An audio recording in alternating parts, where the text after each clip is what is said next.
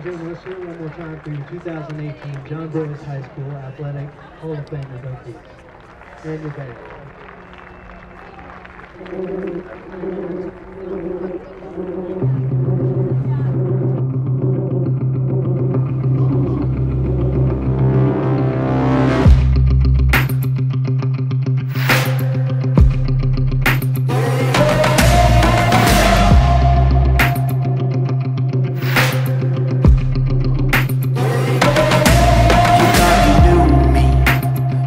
You knew me well, but I keep on messing it up. I drank the poison, it got into my bones. Now I keep on tearing you up.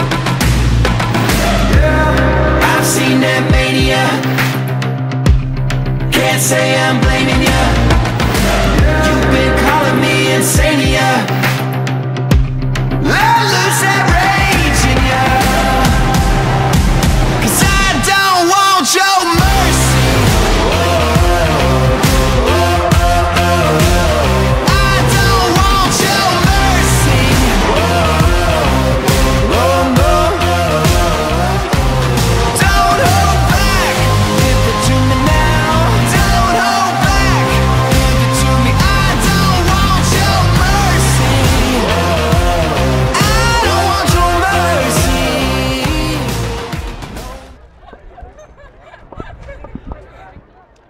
And welcome to our Arcadia High football game. Current CIF section 2018, and the Arcadia Apaches are facing the John Burroughs Indians. Ladies and gentlemen, let's hear it for the Indians.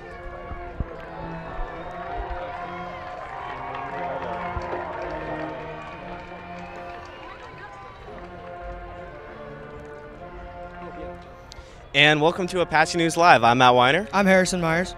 And today our Apaches are going against the tough John Burroughs squad.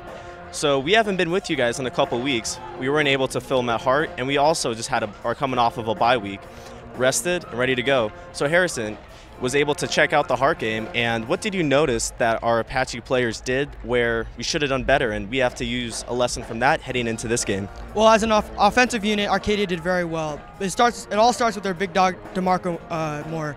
He led the team with 12 carries and 76 yards, as well as Dylan Guerra, who had he went 12 for 19 with 255 yards. Their big dog, Rolandus Whitner, also had 5 receptions, 124 yards for a touchdown. So as offense, they did very well, but it all starts with their defensive player, Jake Metters, senior, led the team with two sacks and 14 tackles. Yeah, it's interesting already talking about DeMarco. He really hasn't gone the best start to the season. There's so many weapons on this Apaches team that it's hard to get them all involved. But how do you see Coach Maxey getting them more involved today? Yeah, against a Burroughs team who is not as good as Hart, you could say.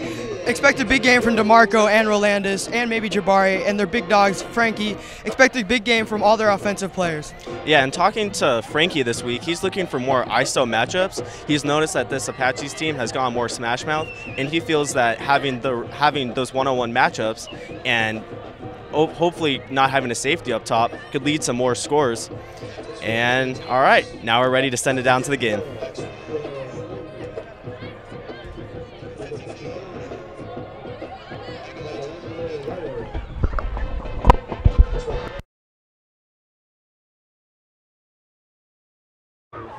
Frankie Montero.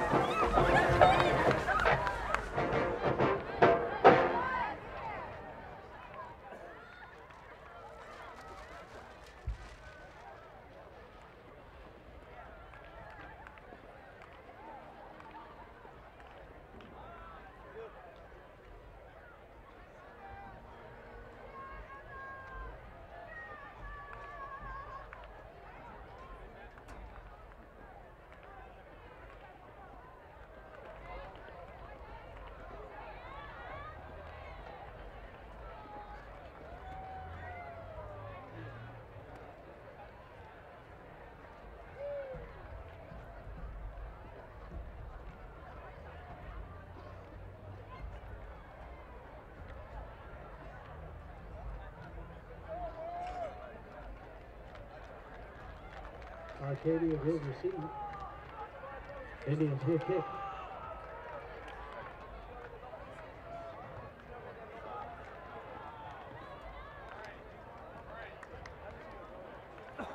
Last night, the junior varsity Indians defeated La Cañada 28-14. A great day thanks to all that came out.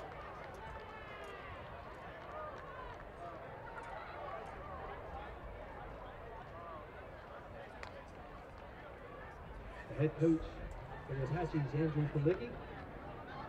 Your athletic director for the Indians, Coach Keith Newt, and your head coach, Rand Holgren. Ladies and gentlemen, let's hear it for your Indians.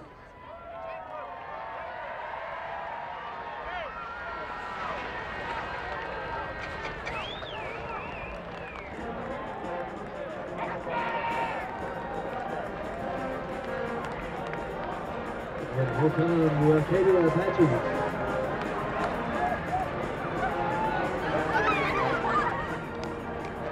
Arcadia's 1-2 is also speaking people just coming out the last part.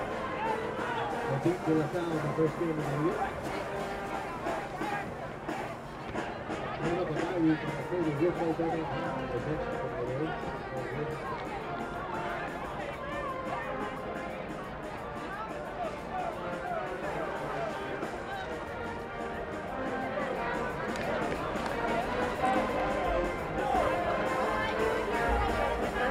Ladies and gentlemen, one big hand for our 2018 Hall of Fame inductees. Please. Congratulations, inductees. Thank you. God bless you.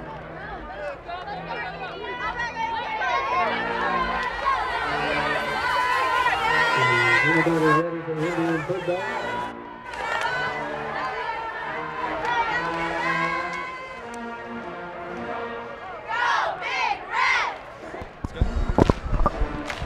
Hello everybody, it's a beautiful night in Burbank. We're ready for a hard-fought football game between the Arcadia Apaches and the Burroughs Indians.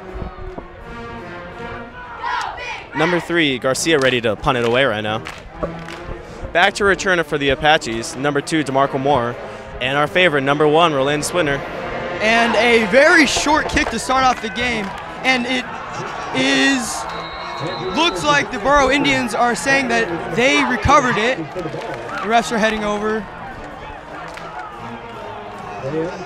No sign yet, and it looks like the Burroughs Indians have started with the ball. Wow, what a play to start the game.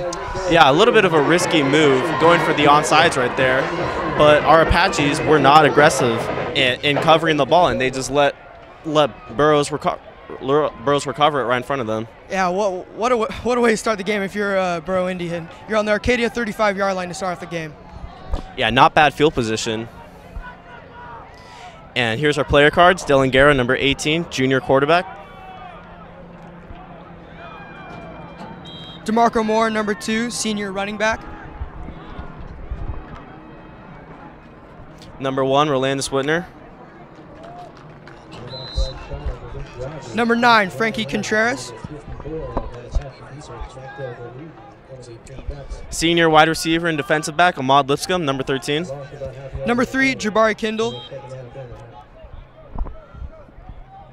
Senior left tackle, Dorsett Manning Jr., number 52. Ethan Sickler, number 72, left guard and defensive tackle.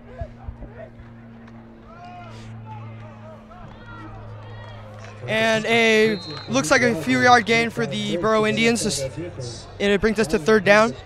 Yeah, started off with 2 run plays and completely swallowed up. Yeah. First play, while we were doing the player cards, it was a pitch to the left, and it was a combined effort from Jake Metters and Dorsett Manning. Both guys already have offers. Dorsett right now only holds one to Howard University, but is most likely prone to get more. 3rd down and 10 here for the Burroughs Indians after starting off with good field position. Piper takes it out of the gun, and he is sacked by the Arcadia defense. What a play. Yeah, number 58, Robert Barris, coming off the end. Just had a one-on-one with the left tackle, had a nice swim move, got up and under, and was able to wrap up the QB. That brings us to 4th down, and the Burroughs Indians will send out the punt team to punt it away. Looking to return it, our favorite, number 1, Row Rage, Rolandis Whitner, coming off of an amazing junior campaign, which we've already talked tons and tons about. But now he's finally looking to hopefully get his first punt return touchdown. He's had a couple this year that have both been called back. That's true. And this is where he's most dangerous, is when you give him the option with of a one-on-one, of mano-a-mano. He's usually going to win that speed race. The punt, and it is punted out of bounds. It looks like about 30 yards. Arcadia will have it at their own 30, it looks like. And just a complete missile to the stands from the Burroughs punter right now gives Arcadia a great field position. Not a bad punt, had a nice spiral to it, but just completely shanked it. Excuse me, Arcadia will be at their own 20. Oh, my bad, never mind, they will be at the 30-yard line.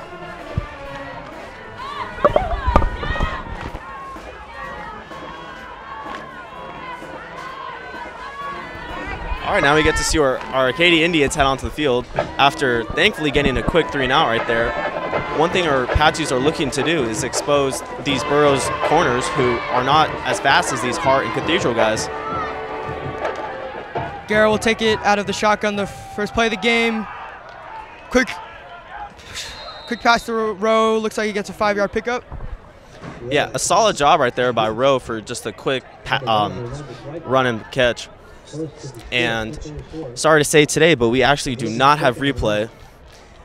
Replay would have been nice when against Cathedral, when Frankie broke one of the Cathedral corners' ankles and completely just shattered them. Run to DeMarco Moore, and he will pick up the first down. Yeah, solid job by DeMarco getting the first down right there. And we're starting to see this Apache's run game has mostly been between the tackles. But talking to the players, they want to get everything more outside because they know that their line is just smaller and usually not as strong as most opponents. Garrett will take it out of the gun for first down. He goes lateral to number 13. He gets around. Good gain there for first down. Yeah, so setting up a 2nd and 5, Ahmad Lipscomb in the flat takes it for a couple yards. Now, this is one of the parts where our Apaches need to get into the rhythm of not having a kind of big bust or boom plays, is having these little plays that get 5 or 6 yards and turn into first downs.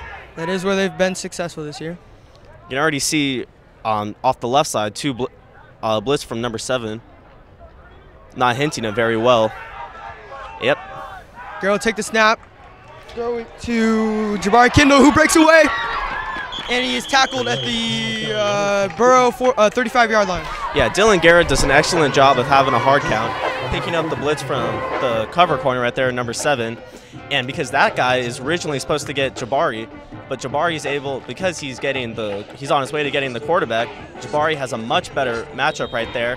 And knowing Jabari, he's going to break a tackle. He's going to break an arm tackle like that. He's too fast. Yeah, already seen a couple good plays by the Arcadia receivers. First down for the Apaches. They go lateral again, and he will be tackled for a loss back to their own 40. Good play by the Burrow defense right there. Yeah, solid job by the Burroughs defense right there. But that's another problem we're kind of seeing with the play calling right now, is that there's a lot of just consistency, and it's the same type of plays over and over. Well, hopefully we could start looking for some deeper passes right now. Yeah. You've already seen a lot of man coverage from this Burrow defense. Let's see if our wide receivers can make a big play. Yeah, I'm definitely right now looking at the bottom of the screen. Yeah. You have probably two of Dylan's favorite targets, Frankie Contreras and Jabari Kindle, and there's no safety. Yeah, watch for a big play. Dylan's looking for that. Goes downfield, and it is floated into nobody. Good thing it wasn't intercepted. That could have been dangerous. Intended for possibly Ahmad Lipscomb on a post route. Just kind of goes to no man's land right there. Dangerous pass. You got to be careful when throwing those. But I mean, one thing we have to take notice of is that there's no safety up top. It's they're pretty much running a cover 4. So if there is any gap whatsoever, that's a first down. Now, after marching down the field, Arcadia are now going to have to deal with a very hard 3rd and 14. Garrett will take it out of the shotgun. Pressure coming, gets rid of it, and it's caught for a first down. What a play. What a catch by Frankie Contreras. Fantastic catch by Francisco Contreras. That's one thing we were talking about earlier, is that looking to that side, because on that side, once again, there are no safeties. And Frankie had a perfect one-on-one matchup, was able to run a perfect corner route right there, able to get his feet in. Nice little toe tap. Exactly what the Apache offense was looking for. And it looks like they got the Burroughs defense to jump. Yeah, solid hard count by Dylan Guerra, and that's actually probably one of his best attributes. He's kind of like a young Aaron Rodgers or Andrew Luck of knowing how to get the defense to jump off sides. Very talented. Yeah, against LaSalle that happened 5 or 6 times, and even once or twice throughout better opponents such as the Cathedral and Hart. Expect a run play right now. And he got him again to jump. And that's another first down. What a great job by Dylan Guerra and the whole Arcadia offense. I mean, not really sure why Burroughs is kind of. I mean, Burroughs is trying to get pressure on Guerra because they know that this Apache's line does have some weaknesses and can get tired out. But you're just leaving the middle of the field wide open for any quick slants. Yeah. Pitches it to DeMarco, trying to get around the outside. He will be tackled for a loss. Great job by the Burroughs defense to stop Arcadia's #1 running back, who had a great game last week against the Hart Indians, or a couple weeks ago. And a big loss of probably 8 to 9, setting up a 2nd and 18 possibly.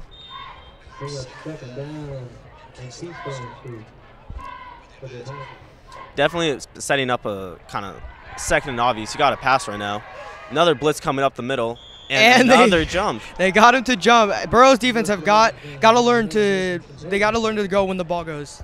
Having a lot of this early, this is not good. And this is where you get to start. I mean, going into this game, Apaches already have the edge. And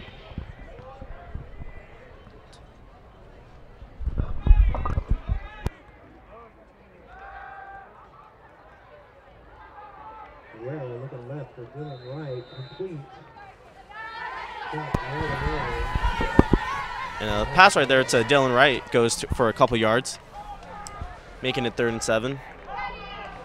So Arcadia would like to get this 3rd and 7. They would like to put 6 up on the board right away. They would not like to settle for a field goal, but they will if they have to. And if they do have to send out the field goal unit, there's a lot of confidence in Christian Reyes, who was making them from about 40 yards at the beginning. Definitely. Guerra, look at end zone over the head of Ahmad Lipscomb, and it'll bring up a 4th and 5, and Arcadia will send out the kick team. So, like you said, Christian Reyes has been amazing for the Apache team. Let's see if he can put up 3 on the board right now.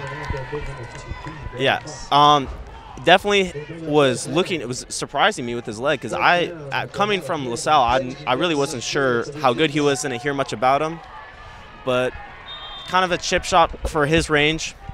Should be makeable for the Arcadia Apaches. Around the 30-yard kick. Yeah. Just have to make sure it doesn't get blocked. Snap, and it is good. Arcadia Apaches lead 3-0. Yeah, solid job by Christian Reyes, able to get some points on the board. Yeah.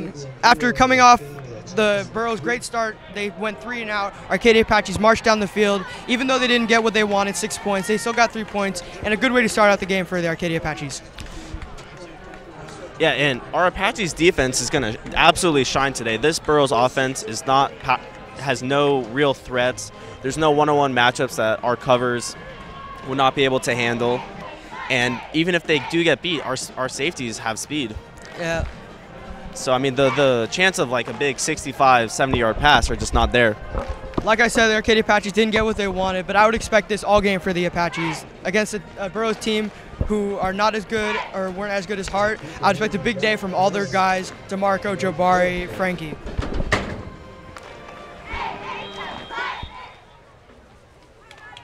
Christian Reyes will kick it away. And it is over the head, and it will be taken out to the 20 for a touchback. A solid kick right there by Christian Reyes, who's kind of a silent weapon on this Apaches team.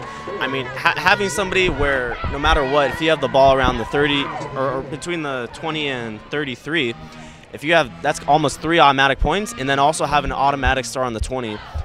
This Apaches team last year got beat on special teams, and it's just because they had guys who couldn't put in the end zone.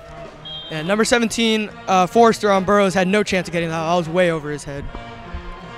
And Burroughs is going out to take its 2nd attempt on trying to get the ball down. Had a 3 and out after 2 quick run plays were demolished, and a nice sack by number 58, Robert Barreras off the end, and a blitzing Jake Metters. So Piper will take it out of the gun, and he is sacked.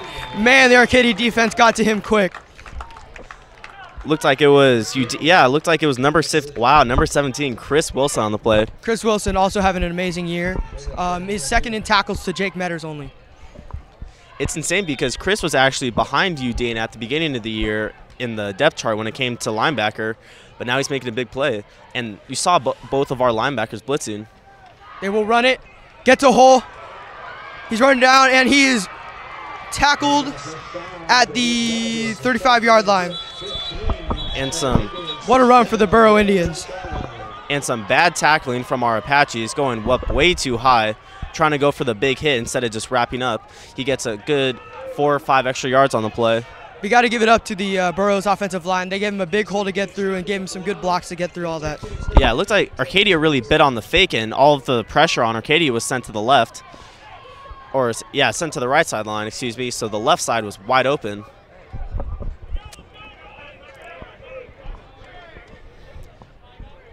Definitely a big hiccup in our defense right there. I mean, that was a gain of 15, 20 yards. Now Burroughs is on their own 35, so yeah, a gain of 15 right there. Yeah, that's definitely where they want to be tied to Arcadia. Like I said before against Hart, they had a little bit tough time. The quarterback for Hart had a very good game, 255 yards, and the receivers also had a very good game, so they definitely want to be tighter. Piper will take out of the gun, float it up, and good play by number 9. Yeah, throwing to Contreras Island's never that great of an idea. Yeah, that was a great play by Contreras. He tracked that ball. He had no chance of catching the ball. Well, Frankie did an excellent job of just cutting him off on the route and was able to beat him there and just got a finger on it and hit it away. And did a good job of getting his head around as well, so there wasn't any PI issues.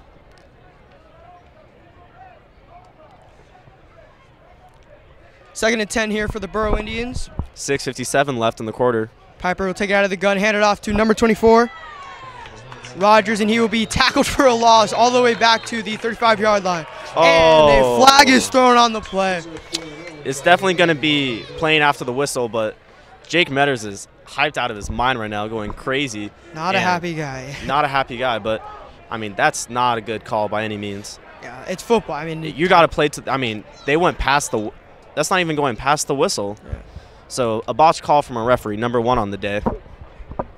And it's probably going to be a first down now. Usually a 15-yard penalty, so that's going to be on the – You're right. It's a 1st and 10 here for the Burroughs Indians. Yeah, about a 15-yard penalty. Now it's on the 49. That'll kill you. Two big mistakes on this drive. Now this will help the Burroughs Indians out a lot, coming down. They got sacked early in the drive. See how it works out. Piper will take it, and he will be tackled for a loss. Jake Metters right there again. And this is going to be one of those days where Jake proves that he's a Pac-12 player. Right now, holds a couple offers, one from Carroll's College in Montana, and then another one from Dixie State in Idaho. Jake led the team with 2 sacks against Hart a couple weeks ago. Definitely campaigning for a big defensive player of the year. Piper takes it. It is tipped up in the air and intercepted by Rolandis Whitner. He's trying to get around, and he is tackled.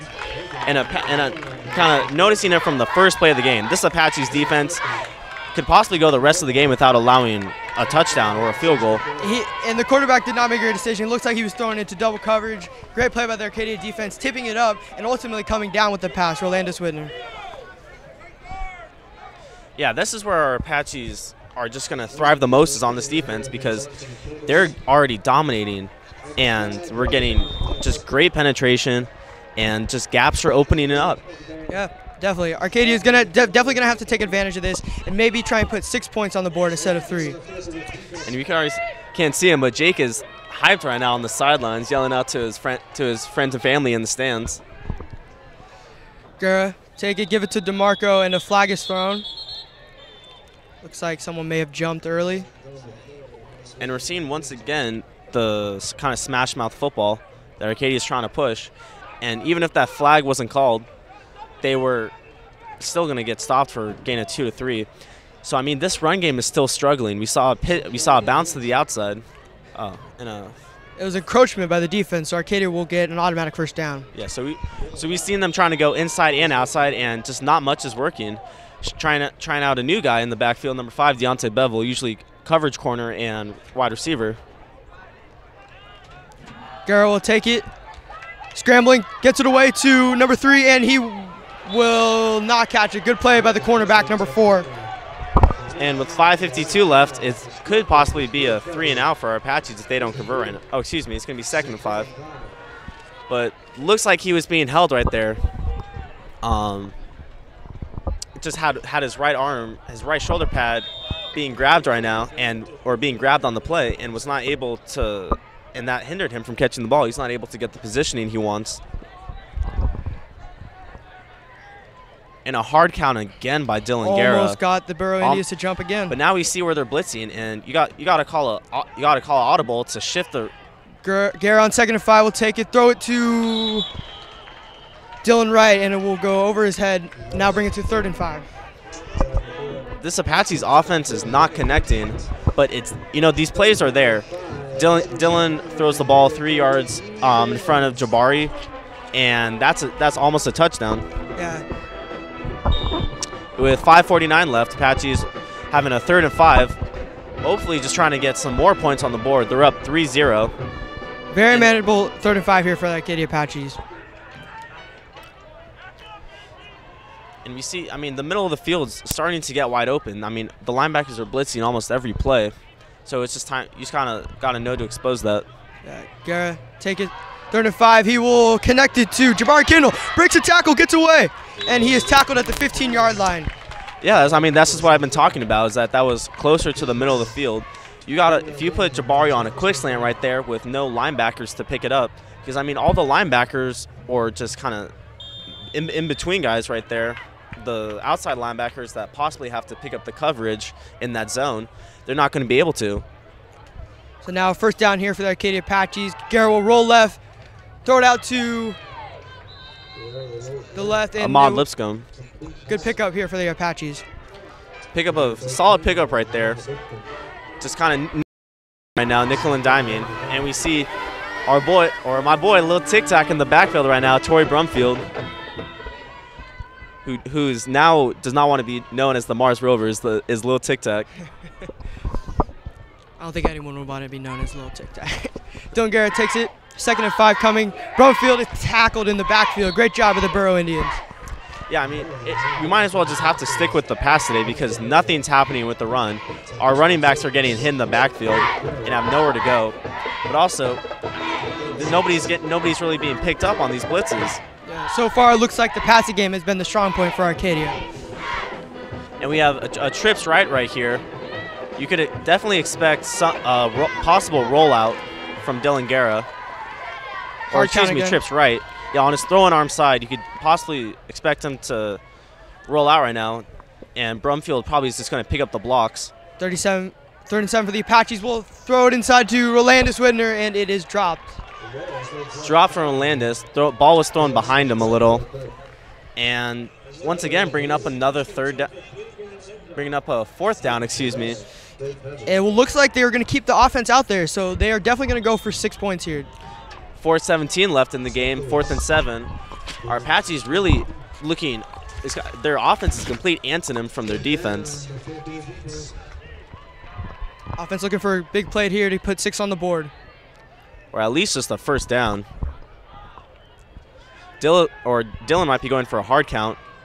Guerra will take it, 4th and 7 for the Apaches. Throw it out, and it is incomplete. And another overthrow. Oh, but there is some laundry on the field. Flag on the field. And this might get ugly. Somebody, as their Burrow player has their helmet off right now. Might be offsetting penalties. Definitely something happened. Let's see if it goes our way. And both offensive line, or both lines returning to their respective sidelines. It looks like it's going to be a turnover for the Apaches. Dylan Guerra not getting off to a hot start right now. Overthrowing. He just threw a ball behind row. It takes, for especially a young guy like Guerra, it takes time for him to settle in. We saw that with the LaSalle game. Against LaSalle, they didn't have a single touch. It was tied after the 1st quarter. And then the passes started clicking. So hopefully Guerra's just kind of getting out all those hiccup throws. Definitely. Guerra he has thrown a couple behind some, a little over the head. He should be doing better, but as the game goes on, he will get better. And I think you can still expect a big game today from Dylan Guerra. Only a junior. Next year I think he'll be even better than this year. And it looks like that was that penalty came on the Arcadia side, unnecessary roughness, and it makes sense because there's a Burroughs player with his helmet dangling around on the field. So now we get to see our Apache's defense do what they do best. Defense have been doing very well this game to start off the first quarter. Piper will take it out of the gun, hand it off to number 24, and he's tackled right at the yard of scrimmage. And for a future halftime segment, we actually filmed the eating competition this weekend. One of our competitors just came up with the stop right there.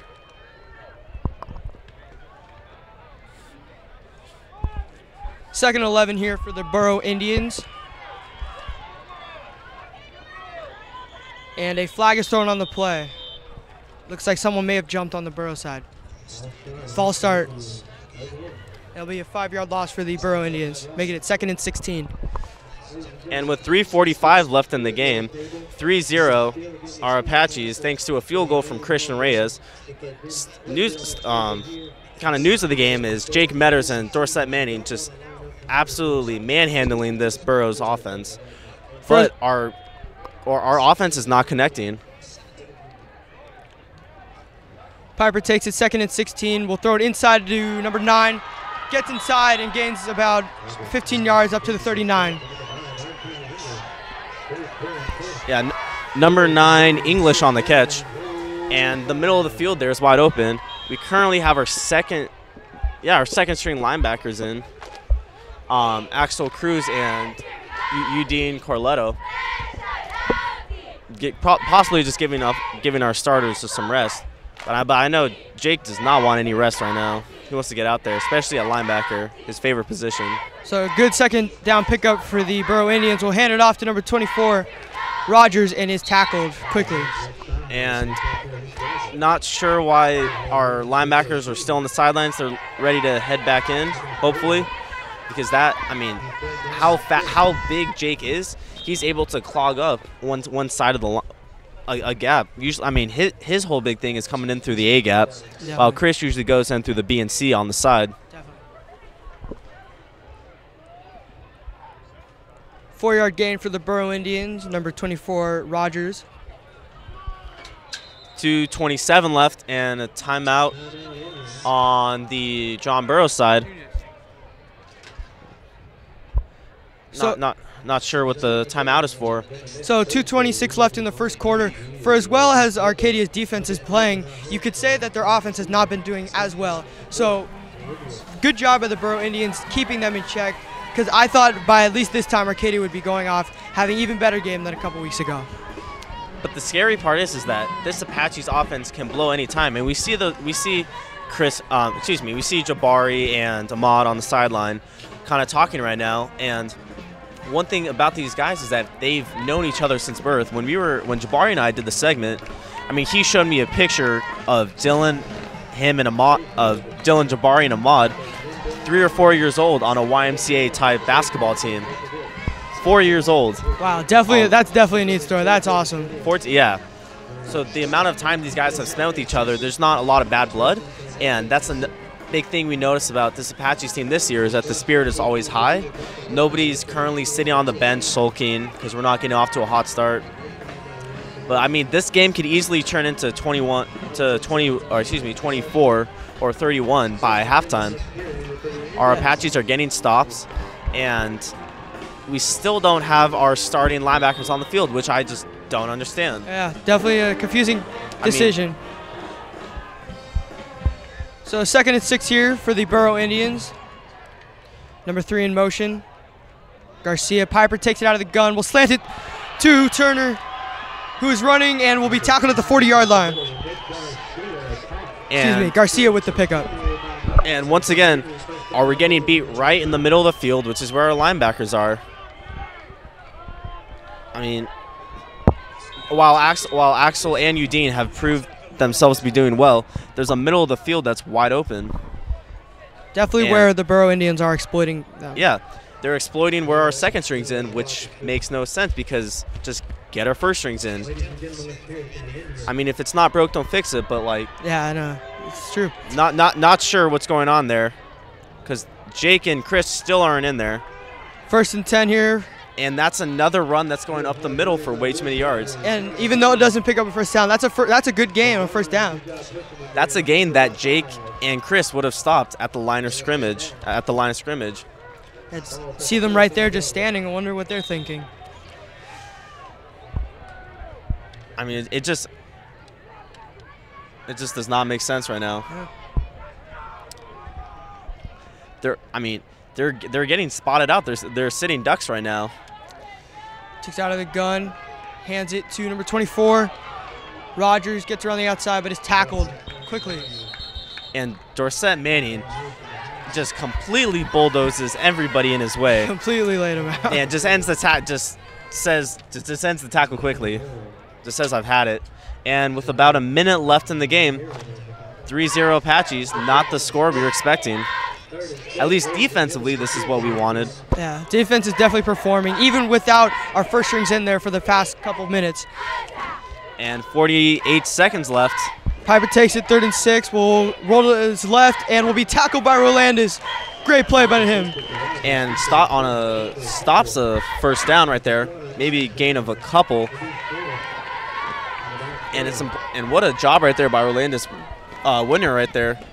Looking like a real Rodney Harrison, Brian Dawkins coming down from the safety position and making a hit. Definitely a great job. Kept him to 4th and 4, and it looks like they were go for it with 21 seconds left.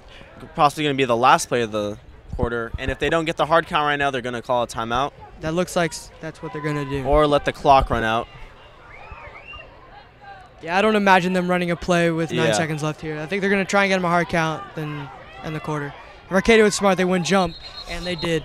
And it looks like it was a false start. Yep. Never mind, a false start. Yeah, false start. Stops the clock, or yeah, I believe it stops the clock.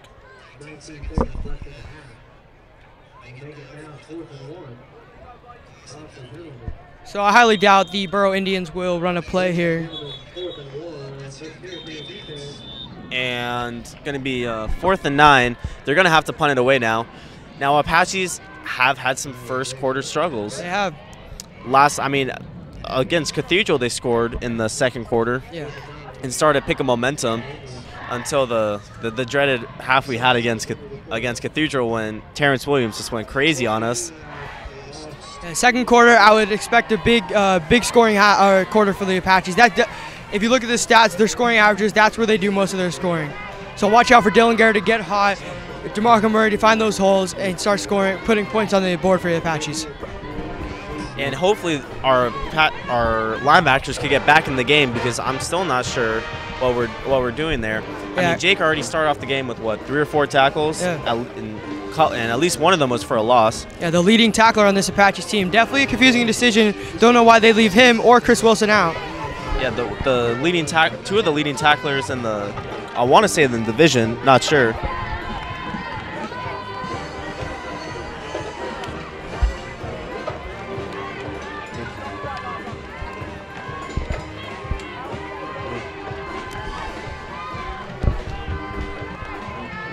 And Burroughs is on the field. They might just have the quarterback punt it from the shotgun position. And once again, no Jake Metters or Chris Wilson. Definitely raises some eyebrows. So the Burroughs will start the quarter with a 4th and 9. Definitely not a place you want to start. Piper takes out of the gun, showing, and he will get through. Rogers gets through and is tackled. And on a screenplay right there, where that usually is covered by the linebackers, and Jake Metters is putting on his helmet, so hopefully that means he's going to go into the game. Yeah, definitely saw that screenplay coming from a mile away, and I think with our linebackers there, they could have stopped it. But that's a great pickup for the Burrough Indians. You know, coming into this game, underdogs, they've shown heart through this first quarter, and only held the Apaches to 3 points.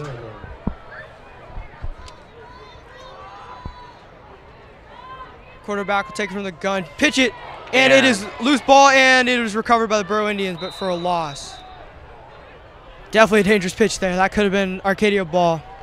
And a pitch thrown to Manti Te'o's girlfriend goes absolutely nowhere. Loss of about 10 yards, making it 2nd and 20.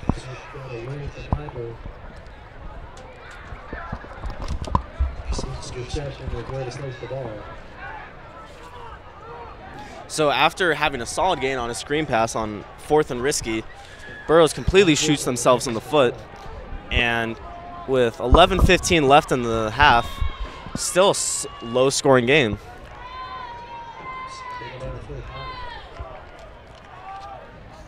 Apaches will look to maybe just hold the Burrough Indians to a field goal here, maybe even make a stop, and so they can send out the punt team. 2nd and 25 here. And Rogers will break a few tackles, get around, and a tackle by Rowe. And a flag is thrown on the end of the play right there. Not sure what it is, but our Lord and Saviors of this defense, Chris Wilson and Jake Metters, heading out there. It's about time. It's been solid 10 plays too late. Yeah. Definitely wonder what the coach was thinking. Yeah, going against the Indians right there. It was a little bit late in the play, and there wasn't a receiver going out that far, so possibly was a kind of after the play penalty, unnecessary roughness or a late hit. And wow, this is going to be about 3rd and obvious. Possibly big penalty right there, puts them out of field goal range. Yeah, I mean, that was a tough penalty for the Burrough Indians. Like you said, it takes them out of field goal range. Now they're going to need a couple big plays to either score them a touchdown or get them a 1st down. So on 3rd and 25, Burroughs is obviously looking to pass, and hopefully now that our starting linebackers are in, it makes a big difference. So 3rd and 26 here for the Burrough Indians. He will pass, tipped, and incomplete. Tipped by Jake Metters. What a surprise what happens when you put in your starters. Yeah. Jake Metters definitely the star of this defense. And Burroughs is going to be definitely expect some type of punt. I mean, the problem is with the punt, you don't want to, if you punt them over the touchdown, you get a touchback, which they probably wouldn't want. So maybe they're going to go for some kind of trick play, but let's see what happens. Definitely out of field goal range. Yeah, they might just have the QB kind of just squib it away. That could happen too. That's what I'm expecting them. But hopefully they could get. Piper will take it from the gun. 4th and 26, and it is dropped. Almost a great catch there by number 16, Simmons. But even, then yeah, that would if be you did turnover. catch it, that's turnover on downs. Dumb play call right there by the Burroughs coach, especially when you setting up the Apaches with a little bit of momentum. And our Apaches is looking to get something started. Yeah, now Arcadia will take it on their own 27. Not bad field position to start their first drive of the second quarter. My bad. After starting out with a bunch of nickel and dime passes, a couple 3-and-outs, 5-and-ins, hopefully Maxie could get some streaks going down the sidelines. Start for Dylan Guerra to get hot, start finding receivers in their hands. And expect another big quarter from DeMarco Murray as well. More. And with the trips left, Guerra looking to roll that way possibly. A timeout is called by the Arcadia Apache with 10:27 left in the second quarter.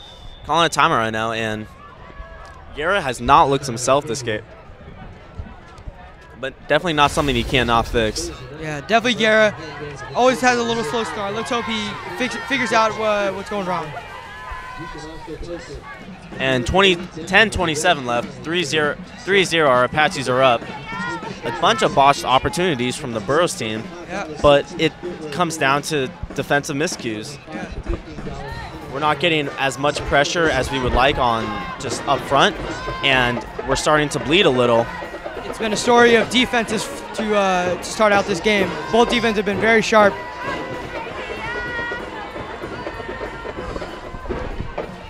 All right, we're going back to a trips left. And these corners are giving our Apaches a bunch of space. I mean, that's 10 yards. Watch out for the bottom of your screen where the 3 star wide receivers are lined up man-to-man. Might as well just kind of try and find somebody in the flat because you have room to run. Definitely. Guerra, take it, throw it right to number 3.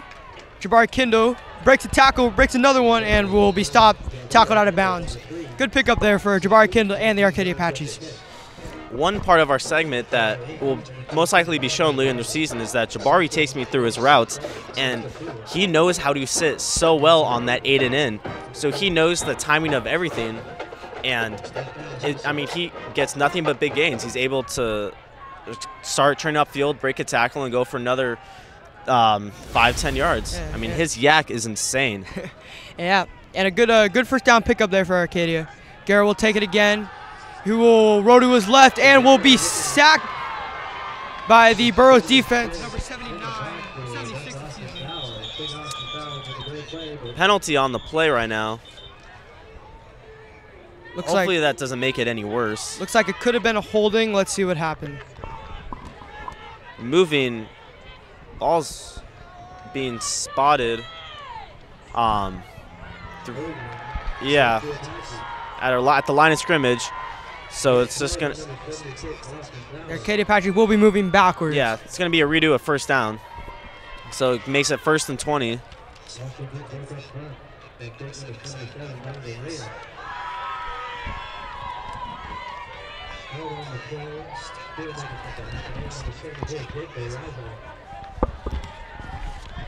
And beginning the drive with the 1st and forever.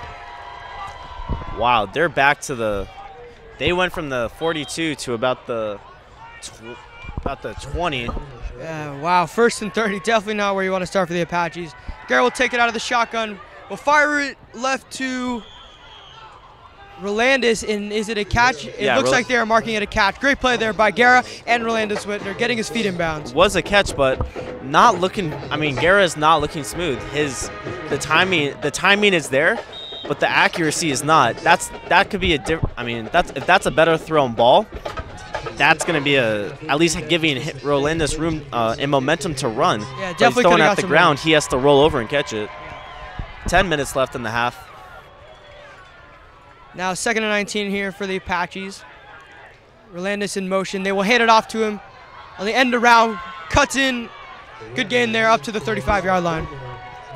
Gain of 4. Looks like it'll be 3rd and 15 for the Apaches. Yeah. Not a huge explosive play right now. And this Apaches offense just looks really awkward right now. Yeah, definitely not firing on all. Definitely not firing well. I mean, just trying to kind of. They look like they're just desperate to try and get anything started. But once again, they haven't tried any real one-on-one streak plays, mano-a-mano. And you guys have, they have the speed. Like, our Apaches receivers are our bread and butter. Garrett will take it 3rd and 17. Has time. Floated up to number 9. Frankie Contreras catches it up to the 40-yard line. What a great pickup by the Apaches. Yeah, starting off with the trips left. Frankie kind of went under and up. Looks like he had about it kind of looked almost like a chair route. Yeah. And just slivered across the field. Dylan, I mean, his eyes were there the whole time. He knew where he was going to go. Yeah, great job of the Apaches picking up that very hard 3rd and 17. Big play right there. Hopefully this sets him up. Garrett will take it 1st down. Fire it left to number 4, Dylan Wright. Breaks a tackle and ultimately picks up a 1st down, it looks like, or maybe 2nd and 1. Yeah, it comes around on a. I mean, our play. These play actions have been actually setting up a lot of room. Wright had about 4 yards of separation right there on the play on just a simple 5 and in, a simple little curl route. Now very manageable 2nd and 1. Now these might be a play where you can go deep here because if it brings you to 3rd and 1, it's a very manageable down. So let's see what the Arcadia Apaches do. And they will. And Garrett will keep it, cut through, and pick up a 1st down. And not getting the momentum that he wanted. It was a new set of downs here for the Apaches. But able to get the job done.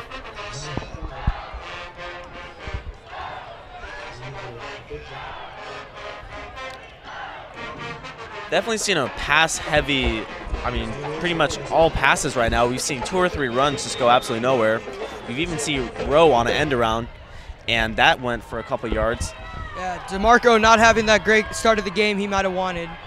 Definitely going to put the ball in Garrett's hands a lot. He will play action, roll to his right, and he will be sacked. Did he get rid of the ball? That's going to be It is a intentional. fumble. What? Oh, that's not a fumble. That's not a fumble. And it looks like there was a flag thrown. Dorsett chasing him down. Yeah, that's not a fumble. His arm was going forward. There's no way. I mean, the Burroughs fans are arguing, but there's no way in hell that's not. That's a fumble. That was not a fumble. That was incomplete pass. Even though he threw it underhand, I mean, you could throw it however you want it. As long as you get the ball out of your hand. And as long as your arm's having momentum going forward. But I don't know what Burroughs fans are looking for, but poor decision by Dylan Guerra. He sees a man coming. He has Nadavari in the flat, and takes an intentional grounding call when he could have thrown it away. Definitely could have just thrown it out of bounds. Not only gave the ball back to Apaches where they started, but now they have to move back for the intentional grounding. Yeah. Poor decision by Dylan Guerra, who does not look comfortable at all in the pocket right now. Those are the plays as he gets older. He'll learn that he's just going to have to throw those balls away and not always look for a receiver. Not comfortable by really any means right now. He kind of looks awkward, and I mean, if he's not just sitting back, just having a quick drop and then passing, he does not look comfortable if he's scrolling around. Guerra will take it. He has a second and 20. He will fire it deep to number 13. Ahmad Lipscomb. Yep. And a flag is thrown. Definitely the right call there. Number 17, Forrester, held him all the way. And the Apaches looks like they're going to have it on their 1 yard line. Great job there. Yeah, solid job right there by Ahmad Lipscomb. But I mean, finally we see some passes going deep. I mean, that's what at least I've been looking for from this offense, and you could see it right away. Ahmad had a one-on-one and looks like Frankie, who is running, or excuse me, Dylan, who is to his left side, was running an under route, and some booing. Oh, something may have happened. Who knows? That wasn't. Was that? Wow, that was against the Apaches? Don't know how that is possible. He held him the whole way. There we go. There we're moving up. That was the right call. Burroughs fans complaining for absolutely no reason. The Apache receivers are definitely going to be happier with these deep balls. If they start throwing deep balls to them, they're going to have a field day against these man-to-man coverage defenses, because the star power that the Arcadia Apaches have is definitely going to help them out a lot.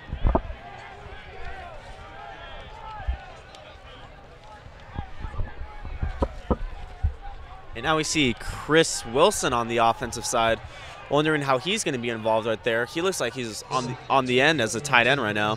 We could see him go on the flat for a pass. Definitely a monster. But I mean, he has so much size over anybody would be. I mean, looking out on the field, number 6 is 5'5" and heels. Yeah. And if you get that one-on-one matchup right there, or they're definitely going to use them to set up a run. Moore back in the game. Yep. We'll hand it off to Rolandis, who jumps over and we'll get around. Solid pickup there. Don't know if I got the first down, but great job of the Apaches. Yeah, I mean, that was not very conspicuous on the Apache side, throwing our linebacker on the left side of the line for a run. But it did its job. That was a solid gain. Now we're setting up 3rd and 3. Yeah, very manageable 3rd and 3 here for the Apaches on their own 20. And like we said, Christian Reyes with an amazing foot. His long was 33 this year. Even if they don't get it first down right here, who knows? Reyes could convert on a field goal. Expect the middle of the field to be wide open right now. The linebackers are coming in, so Dylan's going to have to be ready to face some heat. Might be going to Ahmad or Frankie. Guerra will hand it off to DeMarco, and he is smashed behind the line of scrimmage. Not a happy camper right there, DeMarco. Well, because you know what they say, always run the ball on, or always run it right up the middle when you have 2 linebackers coming in. I mean, while we have with 7:45 left in the half. Not a smart play called by any means. So now a very hard 4th and 7 for the Apaches. Making it from what was before 4th and manageable, this is definitely 4th and difficult. Hopefully they're just going to look for some Guerra will take it out of the gun, showing blitz, throws it downfield to no one'sville, and luckily that is not intercepted, and it will be a turnover on downs for the Apaches. Yeah. Our Apaches are not on any of the same pages right now, and Frankie's frustrated. He had a man beat, and where Dylan threw it, that's just not it. Yeah, Guerra definitely looking like he's struggling a little bit out there. Yeah, Frankie ran a post route and Dylan threw to a corner route, but it's just disappointing right there because that's a touchdown. Yeah, definitely. If he hits him there, Frankie Contreras is too good. He'll actually definitely put 6 points on the board for the Apaches. But where are these plays on first and second down? Like, why are we having Frankie in the slot going up top on just a 10, you can afford those yard. plays on first and second down. Third and fourth down, it's a much harder play to execute. So now the Burrough Indians have it on their own 24. It's a turnover and downs for the Apaches. We'll hand it off to Rogers. Gets a good gain up to the 30-yard line. Yeah, Burroughs definitely has momentum right now with about 7 minutes left in the game.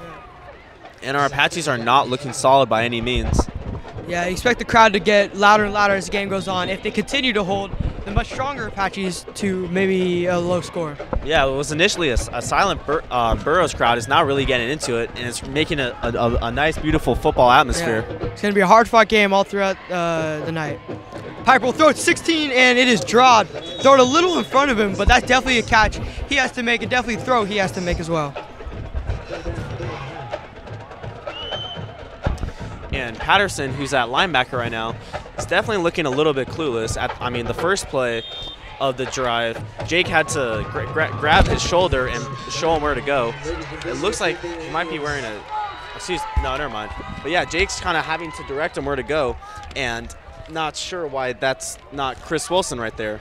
And on a trips right, with no safety help, and 3rd and 6 here for the Burrough Indians. They will hand it off, and he will be smothered for almost no gain. 4th down coming for the Burrough Indians. Yeah, Patterson proves me wrong and comes up on a nice stop right there. Burroughs is looking to punt. Yeah, Burroughs is going to punt it away. Row Rage is back there. Halfway through the second quarter here in Memorial Stadium here in Burbank, and it's been a very hard-fought game. Not quite a game we expected, to be fair. Not a good game by our Apaches by any means. And Dante Bevel. And almost blocked. Wow. Luckily they got that away. That could have been great field position to Arcadia and almost could have scored. Wow, that's pretty insane. Deontay was fully leapt out. It looked like Ken Griffey Jr. right there. He was booking around that corner, almost got the ball. But I mean, that could have been the momentum we needed. Yeah. That could have been the little They're shift. looking for that one big play. Maybe change the tide.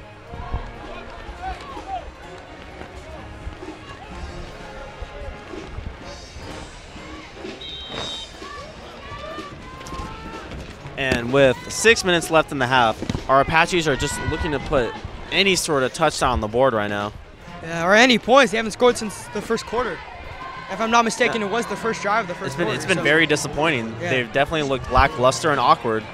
And that lacklusterness and awkwardness was capitalized on that 4th down where Frankie ran a post and Dylan threw to a corner route. And you can attribute that to the quarterback, Dylan Guerra, who's not started out well. We'll throw a lateral to Orlandis, trying to get around. And he will get around. Oh, almost broke out there for a good game. Did get a good gain. Great job there by the Apaches.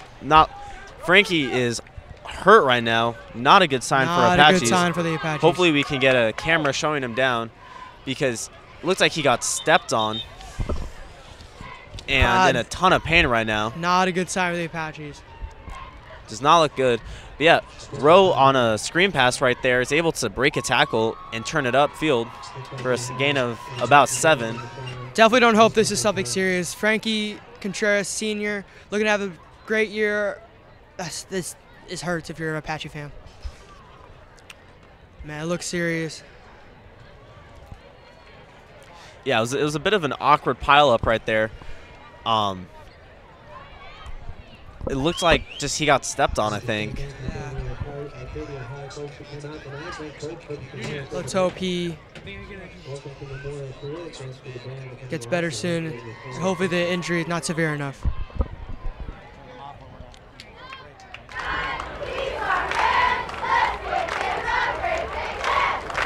And able to hobble off right now.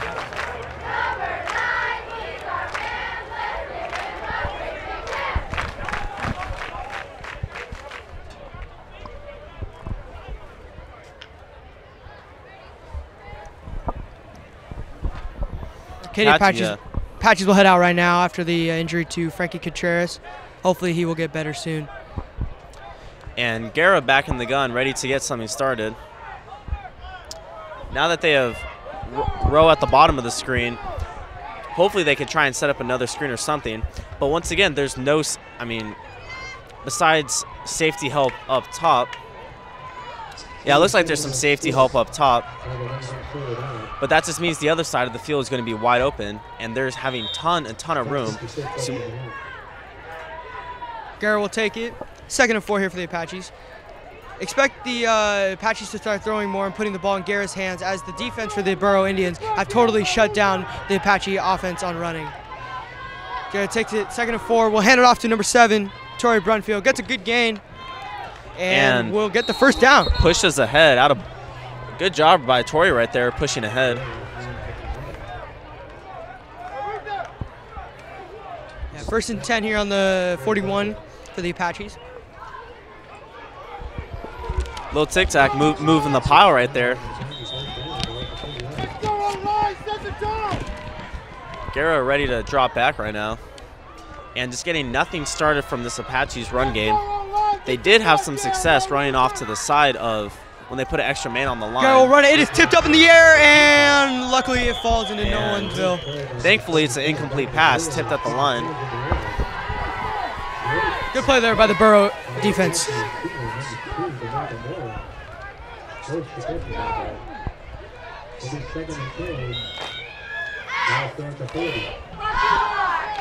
Second and 10 here for the Arcadia Apaches on the 40-yard line. All right, Dylan ready to drop back, and we still have that trips right. Here will take it from the gun, throw it out wide to DeMarco, trying to get around, gets a hole, and is tackled for a first down. Great job there by the Apaches and DeMarco, trying to get going. Yeah, DeMarco on a simple screen, throw it out on the flat.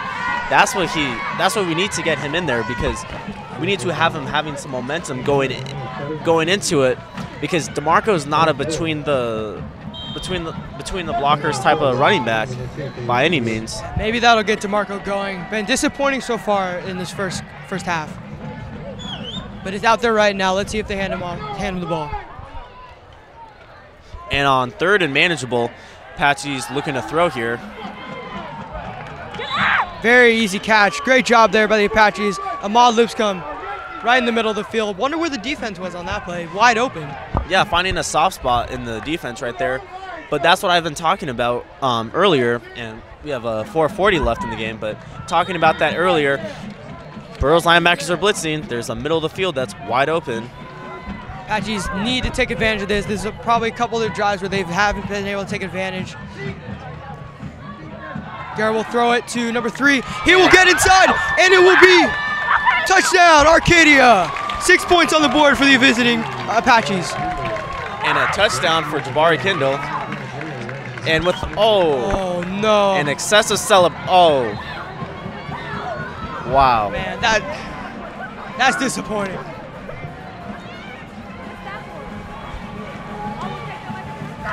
But definitely what the Apaches wanted. Yeah, 6 points on the board. Solid job right there by Jabari Kendall, our boy, MTF family right there. The meal ticket fan prodigy. 4 minutes left in the half. This is a very good job of the Apaches. Maybe they could get the ball back and try and score even more. Definitely what they wanted. Touchdown, 7 points right here if Reyes can make it. I mean, that's what I've been kind of talking about, is that you watch these Burroughs linebackers on every single play they're coming up, and there's soft spots in the middle of the field.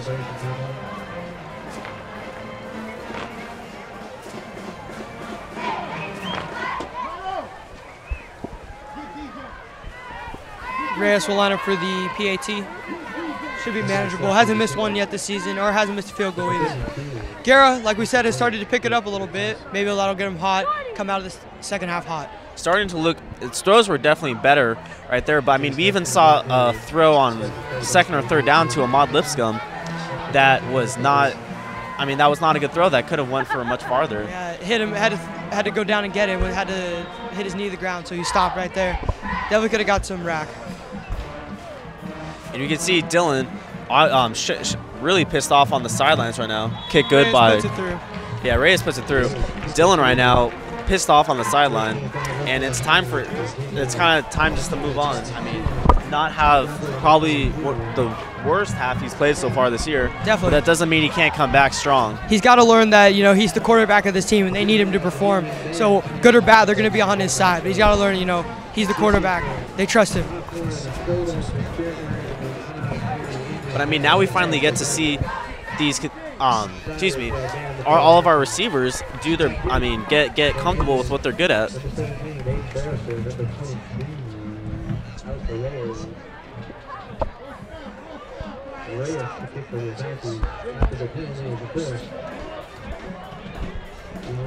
And we're going to be kicking from a little bit farther now because of the excessive celebration. This is where it hurts. This is why you don't do that. It was okay. It was okay. I would say the choreograph with the choreography was there. Could have been executed a little bit better. That's true. Very true. Footwork was nifty. It was a little. That was like 6 out of 10 for creativeness. Yeah, Wasn't that? I give it a 7. I give it a 7. Ray is ready to boot it away. Kicked it way over the Burroughs offense last time, and another booming kick. 17 will pick it up. Force. Oh! And he's absolutely dead. Oh my gosh! What a great job by Wilson. Wow. Chris Wilson coming in like a missile right there. Coming in like a Chris Wilson fastball. Yeah, that was crazy. Wow. What a great job. And maybe that hit will wake up the Apaches. yeah, what could have been a pretty ugly turn of events right there. Chris Wilson delivers a big hit, and it looks like our Apaches have some momentum. 10-0, 4 minutes heading left in the half. And definitely some time here for the Burrow Indians, but also for the Apaches. If they can make a stop here, they can finish the half with not only 3 points, but with maybe getting 7 on the board.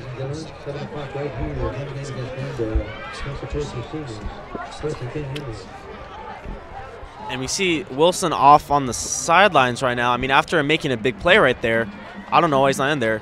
And Jake blitzing. Piper will take it. Metters almost got him tipped up in the air, and it is intercepted.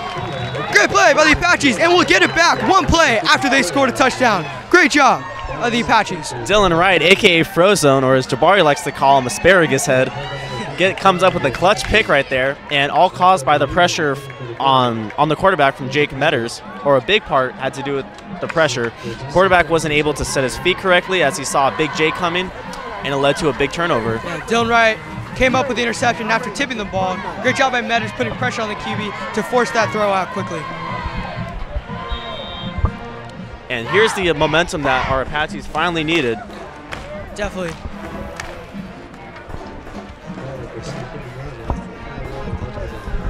And Dylan hopefully ready to start right where he left off.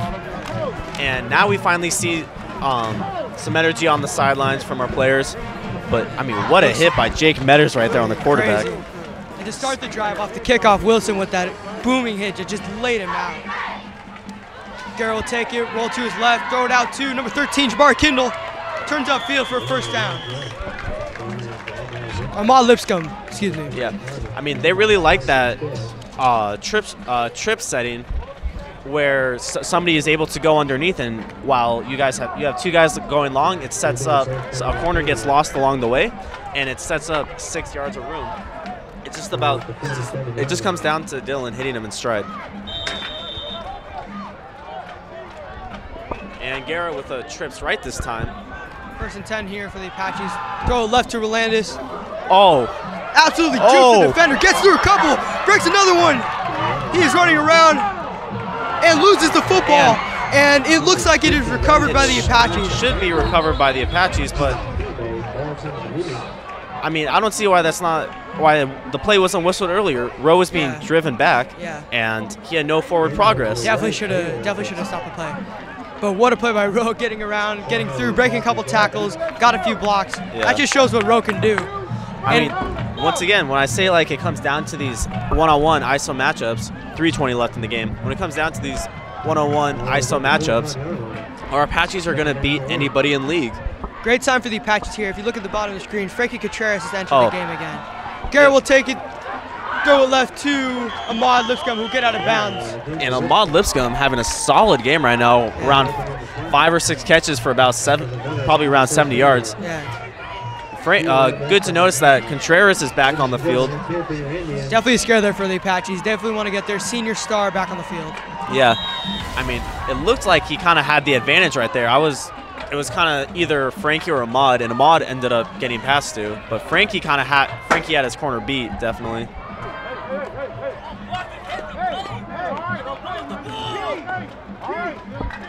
Garrett will take it, 3-away left in the game. Roll to his right, throw it to Ahmad Lipscomb again, but will be tackled quickly.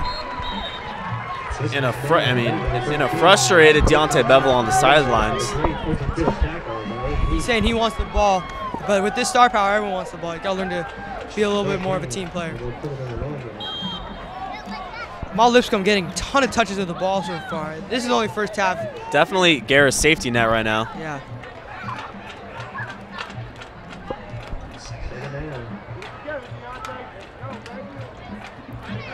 And with the trips left, Garrett looking to roll. Second down, 6 to go. And he gets it to Lipscomb again. Wow. Not sure if it's a first down. Lipscomb having a field day so far out there. Yeah, it's going to be about 3rd and short, about 3rd and 1 or 2. Very, very manageable distance here for the Apaches. If you're the Burrough Indians, you definitely want to get a stop here because there's so much time left on the clock. Yeah, you can looking for Frankie to run an in route. Garrett will throw it quickly. Yep. Out to Frankie. Great job. First down for the Apaches. Yeah, I mean, even before the play, you saw that Frankie was going to be wide open right there. And like we said before, Frankie back on the field, looks healthy. Great time for the Apaches.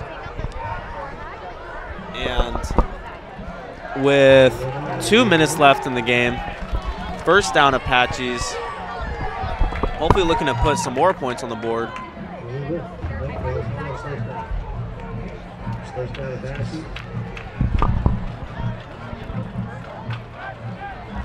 2 minutes left in this first half. And it's a scary sight on the right of the field. I mean, with 3 of possibly our fastest guys. Expect for them to go right. Garrett looking left. Will fire a left to Frankie. A wide open Frankie Contreras will get in for the touchdown. 16-0 Arcadia. Great job by Dylan Garrett finding a wide open Frankie Contreras and another penalty. Excessive celebration for the Apaches. Well, I guess all you can do now is just hand the ball to the refs after done scoring. So. Can't show any emotion, I guess. You know what? At least I'd rather, with 1:51 left in the game, you know what? I'd take that extra 15 yards on the kick return because what you're doing, setting up now, is the team charisma and having these guys starting to have fun. Yeah. See, now Dylan's starting to look a little bit more poised on the sideline. He's starting to look happier. Yeah. Definitely a more confident Garrett. Definitely looks distressed, though. Definitely does not have that kind of, because, I mean, off the field, he's a complete moron. He's a complete goofy kid. Yeah, he is. Still lovable, though. Yeah. But, I mean, just looking a little bit distraught, and you want to see him, I mean, could just be catching his breath. Yeah, just catching his breath on the sidelines, but now it's good to see him joining his teammates and his friends. Should be a sure thing here for Reyes. Puts the PAT.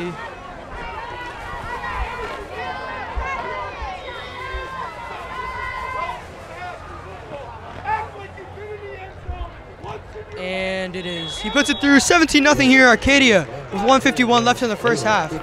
And going to be force on the kickoff. There's going to be about a 15-yard penalty due to the excessive celebration. But once again, I'll take that. I mean, these guys are happy. Yeah. These guys are having fun. It's definitely all about want to have that attitude when you're playing.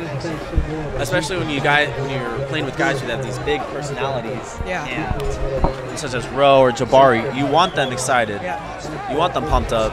And I mean, I hear Mooney on the sidelines going crazy. Yeah. Just because. Not happy about. Yeah, not happy about the penalties. But I mean, it's just one of those things. They're gonna have fun with the game. Coaches got to learn that, but it's unfortunate that they had to take these penalties. I'm definitely looking for Big 17 Chris Wilson to make another impact hit.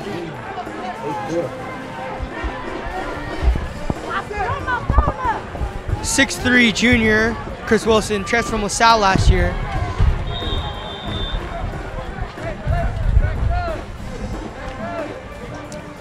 And squib kick up the middle. Oh, goes over his head. Let it go to Forrester, number 17. Takes it up the middle And his tackle. Great job by number down 2. by DeMarco Moore. Wow. Crazy hit. And hopefully we could look for Dorset Manning, possibly a future Howard commit, as an offer from them right now. But looking for him to make a difference. 1:45 left in the game. Enough time for about possibly 5 or 6 plays, depending on if they run or throw. Definitely looking for him to make noise in this game.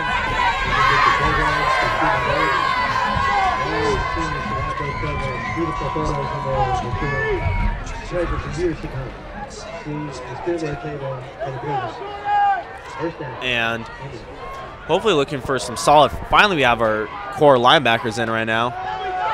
And already makes a difference by Chris Wilson.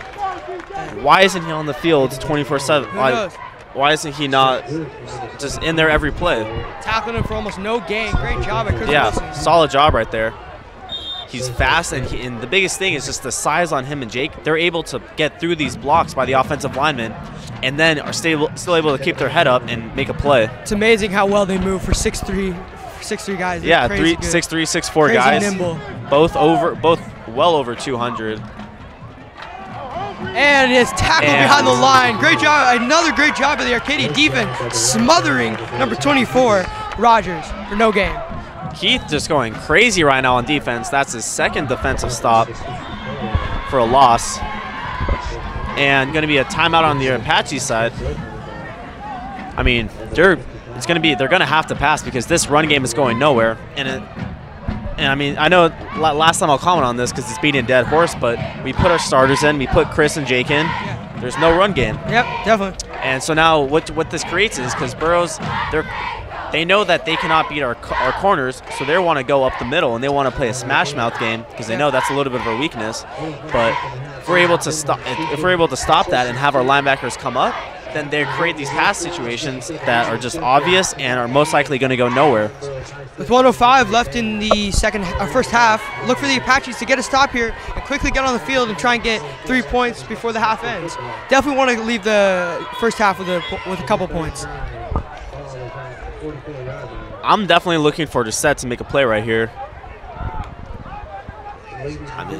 Still waiting for Dorset Manning to make some noise in this game. Definitely. Watch out for him. When he gets going, 6'5", senior. 6'5", 260, really well. 270. Moves really well. Third and 8 here on the 44 for the Burrough Indians. Harper will take it out of the gun. And play out. No, he will hand it off to Rogers. And tackled again behind the line. But number 7, tic-tac on the play. Torrey Brumfield, little tic-tac. What a great play. And gotta be looking for a punt right now, or timeout on the Apache side. They're looking to get the ball and score. See, I knew I was getting crazy when I said they could be up 24-0 at half. Definitely could. Yeah.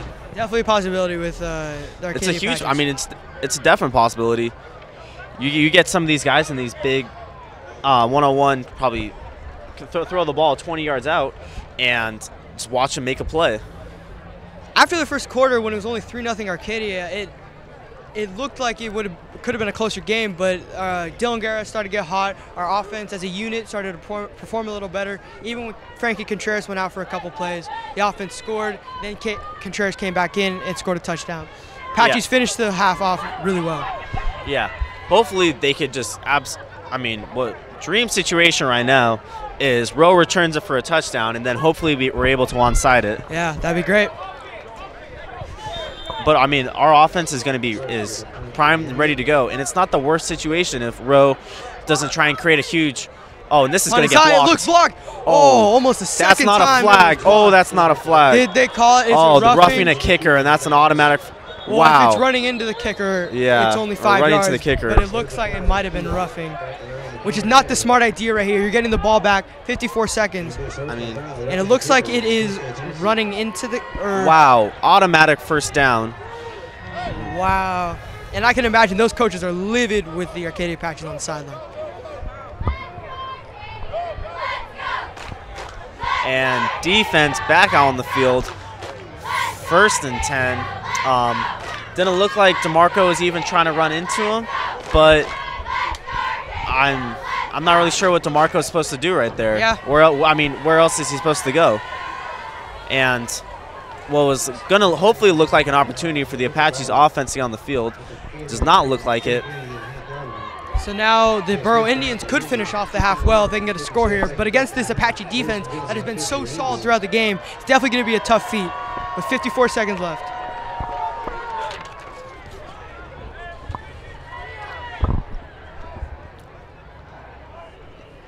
Piper takes it out of the gun. Fire. Left. Oh! He's decked. And a flag is thrown way late. What are you doing, ref? A flag thrown in the middle of nowhere. I mean, yeah, definitely a late flag. It can't be off. It can't be pass interference because it's before 5 yards. Yeah. Possibly, I mean, holding on the receiver. Could have been maybe a necessary. And there wasn't even much taunting. No. And he led with the shoulder. It was a legal hit. It was just hit him hard. Yeah, but I mean, sets him up. You throw a guy out on the flat like that, it's expected to get laid out. Looked like it was Dylan Wright on the hit. Thrown into tough, dangerous position. Yeah, and another personal foul for a legal hit. I didn't look. I mean, I heard helmet to helmet, but it looks like he led with the shoulder. Yeah. Not and by any means. I mean, what was a defenseless receiver right there, but not a good call right there. Not really sure. No. The ball wasn't even in his possession. It was a free ball. So. Yeah, it's a free ball. You're allowed to hit him right there.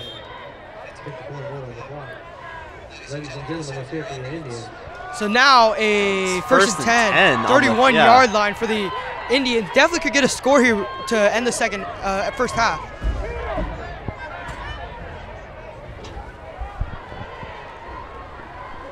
And Burroughs looking to come. Jake Metters. Lays him out. Metters. Wow. One more second there. Metters lays him out for a sack. Jake is playing his tail off right now. And we actually get to, good thing his name comes up right now because me and Jake did our own workout video that we're hoping to show you guys at the half. And definitely kicks my butt by good couple plates on deadlifts. Metters is a strong man. And he got straight through the defense. I wonder where that offensive line was because he bolted straight through and almost tackled the quarterback for a sack. But I mean, I think he really is the only person on this team that takes lifting and the whole kind of just lifestyle of that, lifting, kind of eating big, that lifestyle, and it definitely shows on the field. There's a reason why he's 6'3", 225, 230 with really no fat. Yeah. And is really solid and strong, and just his strength. It really from his strength in the weight room directs relatedly onto the field. Yeah. 41 seconds left in the second quarter. Burrough have the ball on the 31-yard line. 2nd and 10.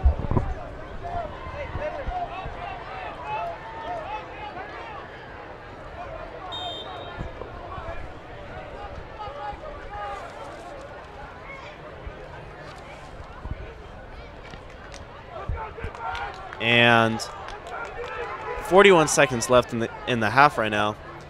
Definitely not in range of a field goal, and doesn't look like if they were that they would attempt it. They'd rather just go for it. Definitely going for 6 right here. Hopefully a pick 6 right now would be pretty nice. That'd be awesome. Awesome way to end the quarter. Piper will fire it. Right side. You almost called it. Almost a great play by Deontay Bevel. You know, maybe if I didn't call it, then Deontay would have caught it. Yeah. But so almost a great play but Piper overthrew his receiver. Could have had a good gain there, almost a first down, but overthrew his receiver. Yeah, definitely was a great play by Deontay right there. I think he's just trying to knock it down and misread the ball. Yeah. Yeah, it looks like he misread it because he was diving towards it. It wasn't expecting it to stay up so long. So now a 3rd and 10, 37 seconds left. Piper will take it. Drop back, screen pass. Drop by Dorsett. Great job on the screen pass. Incomplete. It'll bring up a 4th and 10 with 33 seconds left. Dorsett welcomes the Burroughs quarterback to Pakistan, and we have a penalty on the play. Oh, no. Yeah, penalties have been killing Arcadia so far.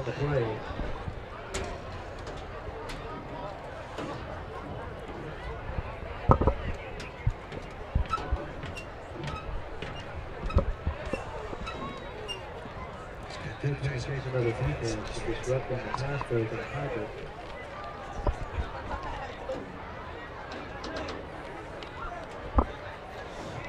No, Oh, another penalty on Arcadia. Looks like that was actually The first personal foul against the Apaches. roughing the, late hit on the quarterback. Wow, I can't believe they call it. That was not I mean, a late I don't hit know at all. what other type of.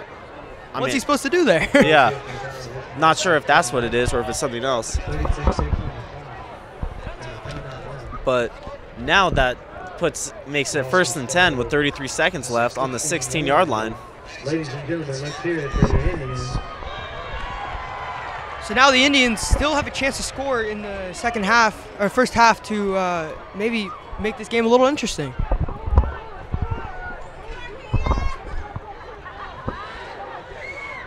And now hopefully Jake Meadows can make a big play right now on this defense. First and Drops 10. back into coverage. And a great catch, great play by number 3, Garcia. And that's a great pickup there by the Indians. And trying to get the ball for a quick play. Yeah. Good job holding on the ball. And it looks like they Gonna are bring spiking. 2nd and 1. And they spike it. Spike the ball. And it's going to be about 3rd and 2 with 24 seconds left. Very manageable here for the Indians. Definitely want some points here. If they want to make the game interesting, they need some points. 3 points they'll even deal with.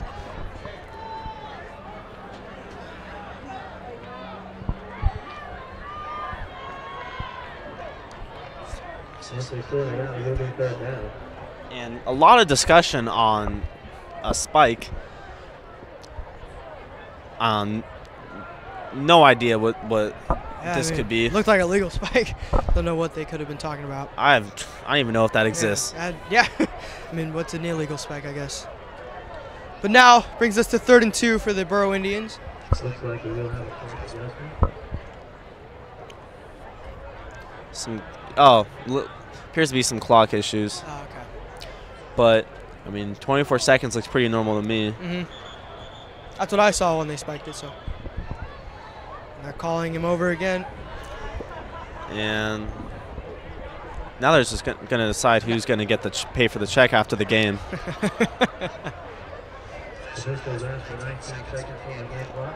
Now it's at 19 seconds.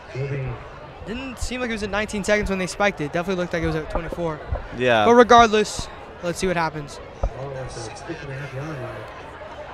So, ball at the 6. Yeah, I mean, ball at the 7 right now. Clock is running.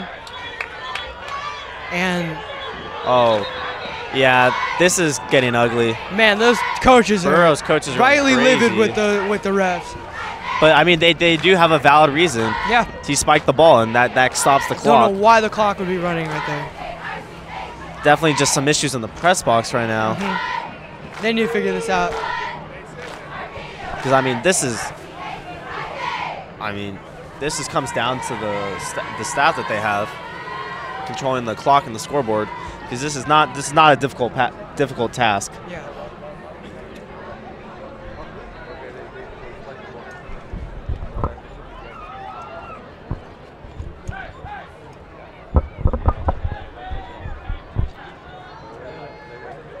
And back to 19 seconds.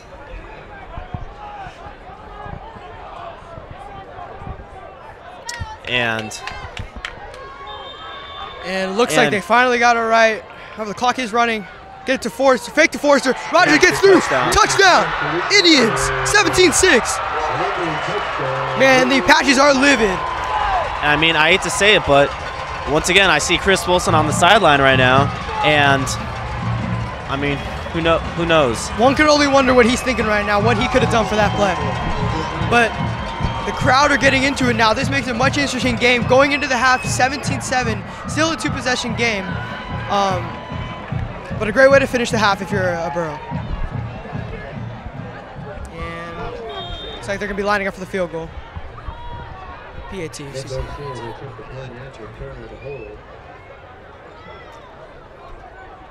Garcia ready to boot it away right now into the uprights. I'm going to look for Rowe to come off the edge right now and just block this. Oh, and it is put through, 17-7. 12 seconds left in the game, or excuse me, 12 seconds left in the half. Apache 17, Indians 7. A poorly played most of the half from the Apache's offense. Yeah. Our defense just kind of got beat by penalties that really weren't their fault. Yeah. And this all, you know what, this all goes back to the running into the kicker. Yep. But once again, I don't agree with that call because No. it looks like DeMarco did what he could to avoid him. Yeah. And it was definitely definitely was not an unnecessary amount of aggression towards the punter, excuse me. And still do not see the call. Metter's not happy on the sideline right now. Pacing. Yeah, pacing back and forth. But I mean, he's definitely been the biggest contributor on this defense right now. Yeah. Like I said with Dylan, they got to know that they trust Jake, and he's the star of this team. You still got to make plays for this Arcadia team. But,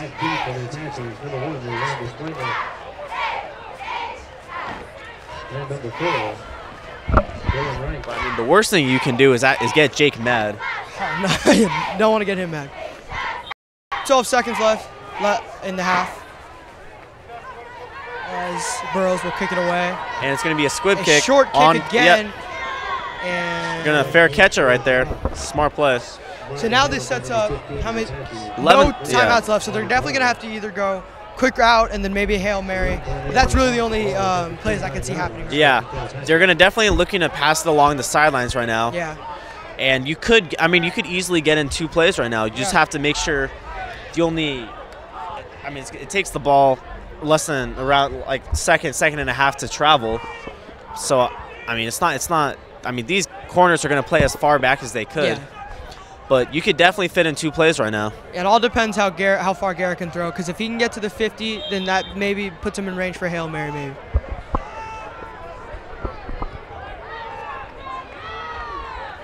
And Trips right might be looking for Rowe on the sideline right now. Garrett will fake it, and he will get out of bounds Rowe quickly, leaving 8 seconds on the clock. Not a very big pickup, so not looking great for the Apaches to finish off with a score. Yeah, not really sure what the point of that play was because all you did was waste 3 seconds for. You really only gained 8 yards. So. And that, I mean, I would have tried to go for a farther route right there. Definitely. But let's see what they do with 8 seconds left. Garrett Might takes get it out of the gun. Another quick play. Looks like a screen. Yeah, screen and across Frankie the middle Contreras of the will come field. across the middle. Break a tackle, get through the middle. And is tackled, but they don't have any timeouts left. And first half ends. And the first half ends. And confusing play call right there to go up the middle. Yeah. With the clock expiring. Should have thrown out route, got it bounce quick as they could.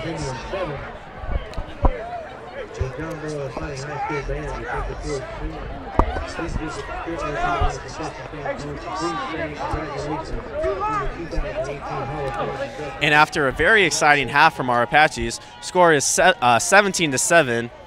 And now we're going to tune in for Jake and I working out.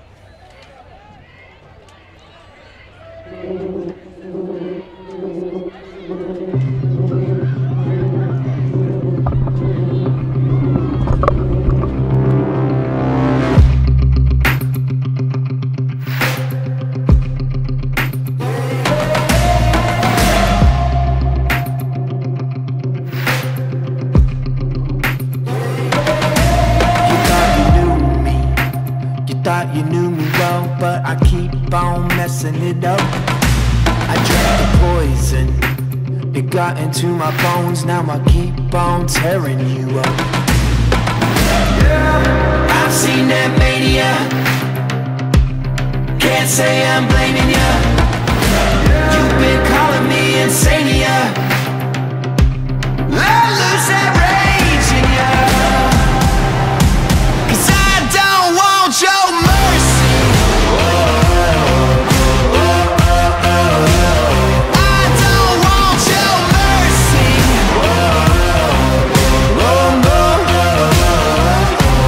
Don't hold back. Give it to me now. Don't hold back. Give it to me. I don't want your mercy.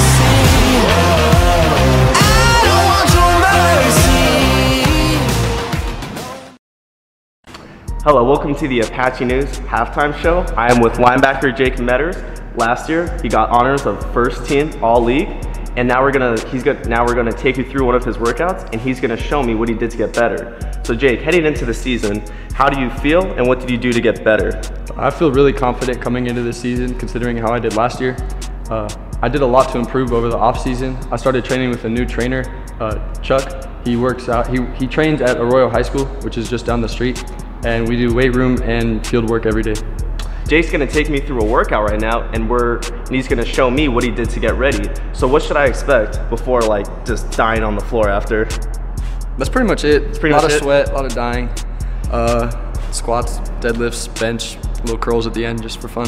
All right, looking forward to it. Now we get to show you all the hard work that Jake put into the off season. He's gonna show me what he did to get to look like that, because that's not easy. So now I'm gonna take Matt through what I like to call the W squat. It's a variation of the traditional squat. So what you're gonna do, you're gonna start with the bar on your back.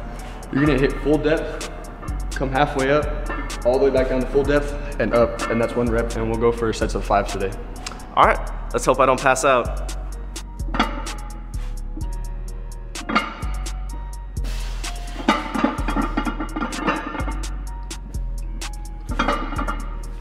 Now Jake, is anybody else doing anything like this, do you think, in this area? Or at least in our league? No. No, yeah. Arcadia's one and only.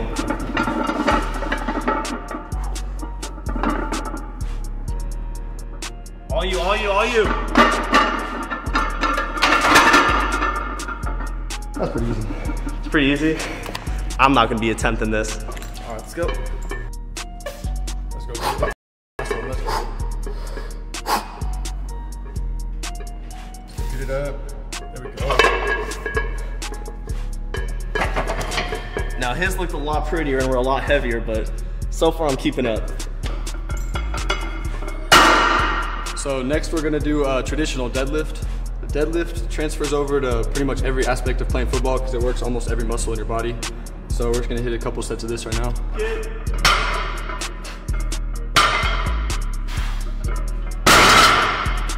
So Jake saw me trying to attempt to do the same thing he was doing, 3 plates. But I'm not Jake, and I'm not gonna be able to do it with correct form, so he said drop the weight and just focus on doing it correct. Jake makes it look a lot easier. I mean, I know you've done this a million times, I'm just making sure. Come on, kid, let's go. Gonna win league this year, gonna get a ring. Why wait? Why wait? Get up, get up. 2 more, 2 more. 1 more, 1 more, let's go. That's all that's happening today. That's all we got. We got a game tomorrow. So today we're gonna be doing a bench circuit. It's gonna be 6 reps close grip, 6 reps normal grip, 12 reps wide grip, back to 6 reps normal grip, and 6 reps close grip without dropping the bar.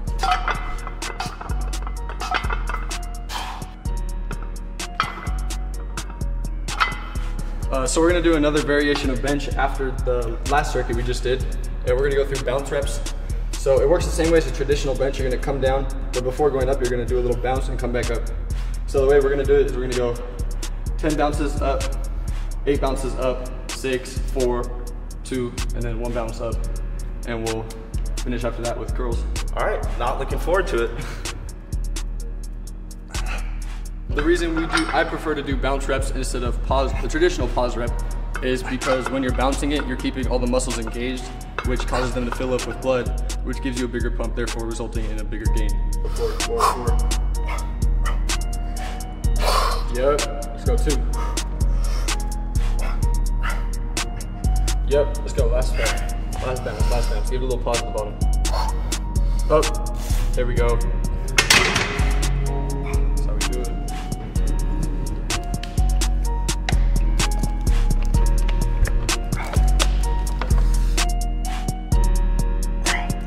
To end our workout, we're gonna hit some curls. I actually came up with this little circuit by myself.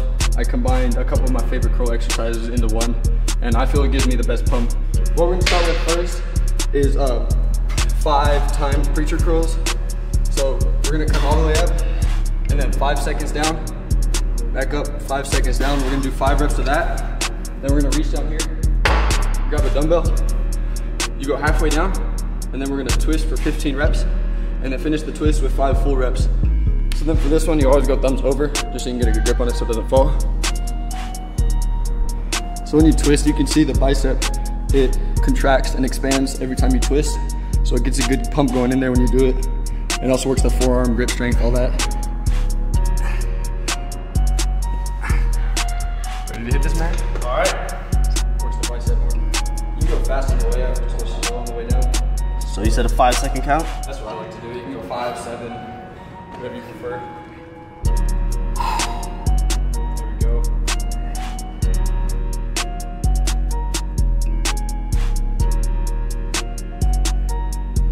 Try to keep that at 90 degrees.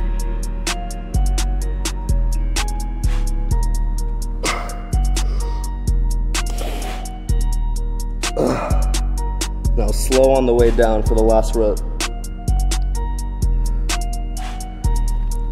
All right. Not so easy. All right, that was fun. I'm gonna go home and sleep well tonight. Thank you for that.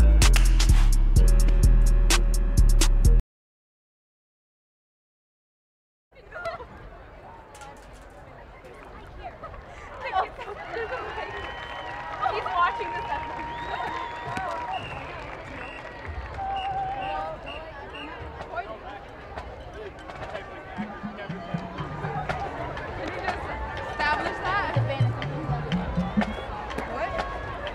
Ladies and gentlemen, let's hear it for the John Burroughs High School Band.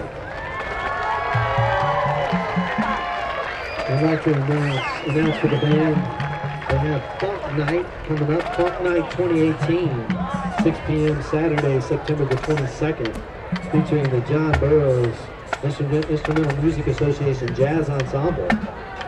So it will be in and on North Paris Place, JBHS Brian Hirsch Gym, right here at 1920 West Clark. September the 22nd, Saturday, 6 p.m. You can buy tickets online at www.jdhsima.org. There'll be pre-sale tickets, students $10, adults $15. Door prices will be student $15, adult $20. Come dressed in your funkiest attire. Support our band and come to Funk Night 2018. Saturday, September 22nd. Also the JBHS Instrumental Music Association, in conjunction with Better Fresh Burger, one of our platinum sponsors for the football program.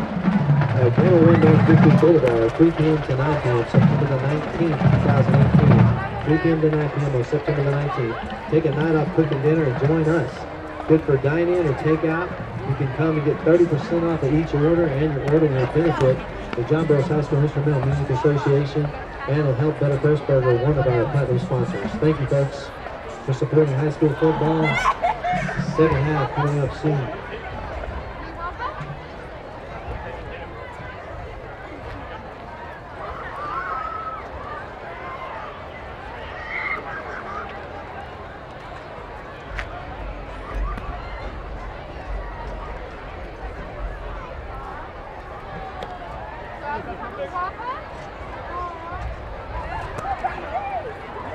Here, go longer. Go longer.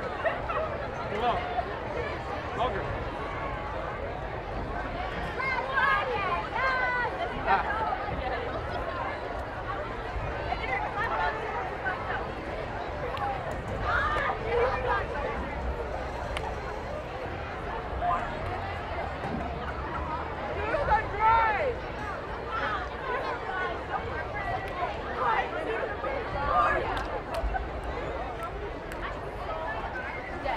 We'd like to thank more of our Burroughs booster sponsors, South Village Community Church, 360 Remodeler, AdStream North America, All-American Trophy, Silver Orthodontics, In-N-Out Burger, Pneumatics Cheer, Champs Bar and Grill with their NFL Sunday ticket. You too can be a champ every Sunday. The Burbank Original Champs Bar and Grill. Fun and Fit Gymnastics. I love that place. Ribs USA. First Class Real Estate. And Rich Fit Gym. Millennium Air. Yeah, we'd like to thank Jeff Talamonte as our city councilman. He is a former John Burroughs football standout. know, Johnny, if you're going to use first-class real estate, you're going to very tall. And Tom McDonald, his insurance company, he's a former John Burroughs standout in Rams play. Who's responsible? Marine Orthodontics, The Ugly Mug, which has nothing to do with that.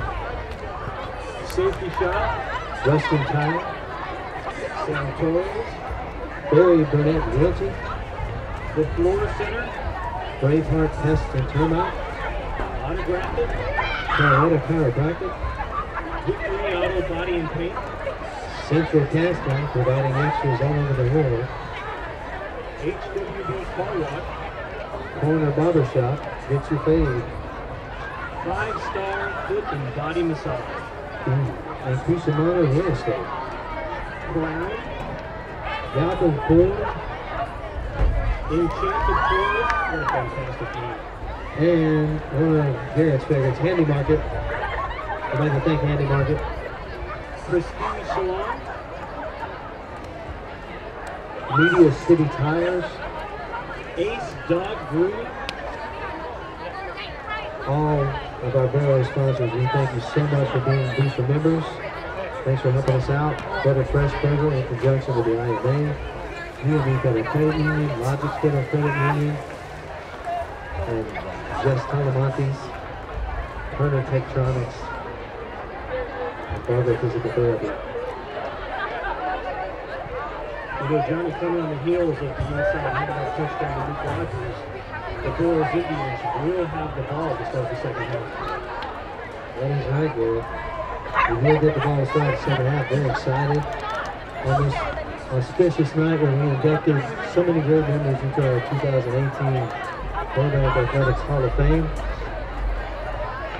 The entire soccer team of 1994. And a lot of our distinguished alumni. Congratulations all again for being inducted to the Athletic Hall of Fame. Such an achievement. Thank you for coming out and supporting the students still in our athletics program. I apologize. There is no spirit way at the table tonight. We've got lots of spirit, just nowhere. Ladies and gentlemen, let's hear it for your Indians.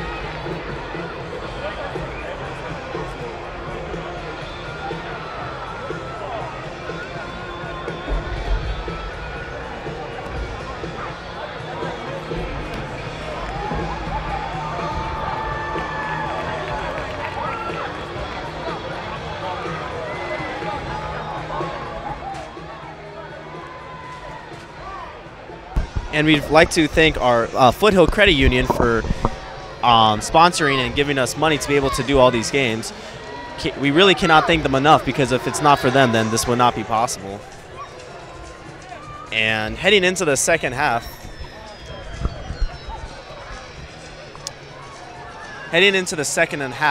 wasn't the best half earlier from our Apaches, but there's definitely some things that we saw work and we saw that didn't work. Definitely came defensively.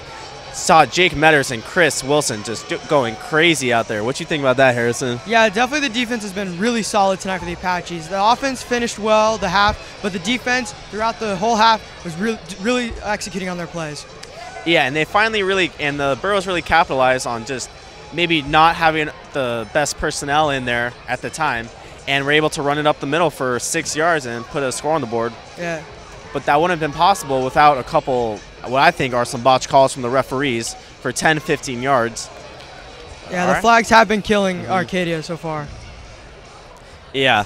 It's just I mean, once again, just these kind of strange calls where there's no real kind of explanation, where it's not where you can't really see a direct holding or anything like that. But now we're ready to get the second half on the way. You already see how pumped up our guys are right now. Big number 4, Dylan, right there.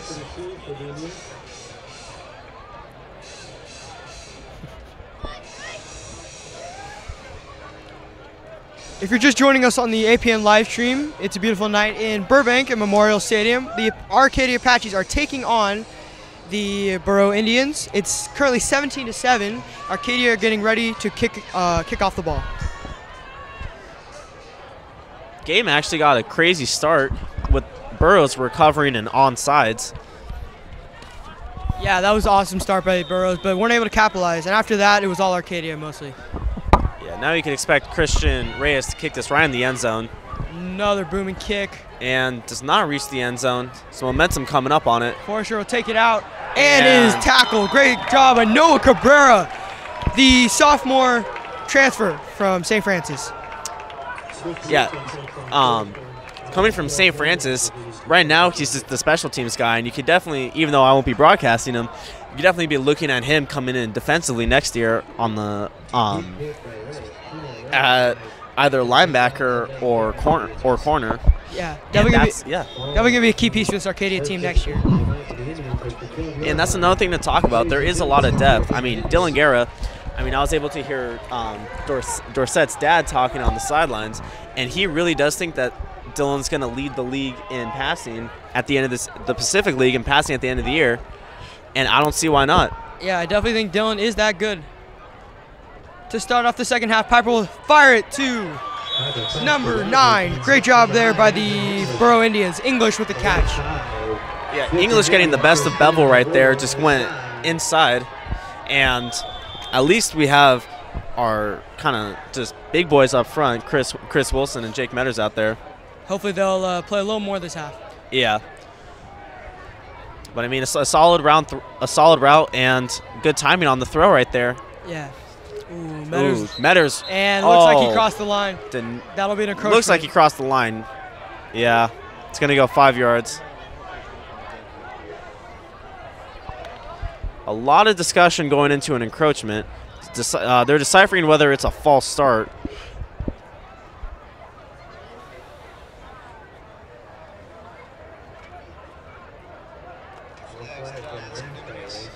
And it's going to be a false start. So Metters actually did not commit the encroachment penalty there. Yeah. I saw him running up. It looked like he might have done that, but good timing by him. And then the false start offense, they jumped a little quick. But I mean, that's how scary. I mean, okay, well, one that shows two things. One is how smart Jake is when it comes to timing the snap count, because he really got that one almost perfect. And two, how scary it is watching him come up. Yeah, if you saw the halftime video, you saw how big he was. And tip pass there. Like Chris Wilson. Solid job by Chris Wilson. For looks like it was his second swat on the day, I think. He's had 2 pass deflections.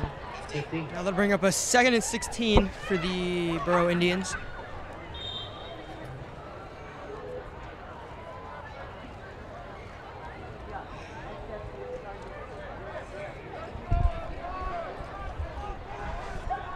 And creating about 2nd and 15 right now.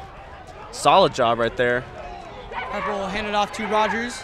Get a good gain there, but tackled again by our linebackers. We're having a great game out there. Wilson with the tackle.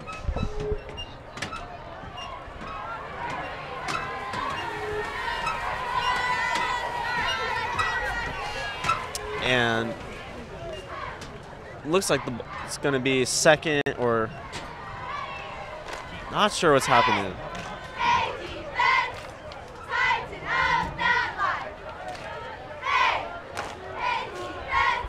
Going 3rd, yeah, 3rd. It looks like there was some confusion, but going to be 3rd and 11, and I mean anything but a pass would just be stupid. Yeah, that's true. You might be looking going back to English right here. I mean, line up in the slot. Yeah, you got you have a one-on-one matchup. Piper takes it out of the gun, will fire it to his left to, looks like English. For a first down. For a first down. A great play there by the Borough Indians, getting it to English and ultimately getting the first down. Oh, held them. Going to be 4th down and punting coming out. Like Matt said, it's going to be 4th and 3. About 4th and 3. Punt team will come out. Looks like it went far. Yeah, looks like the pass went farther than it actually did. But hopefully this time there's no shenanigans on a roughing the kicker call. Yeah, they got to be careful with that. You got Rowe in the backfield.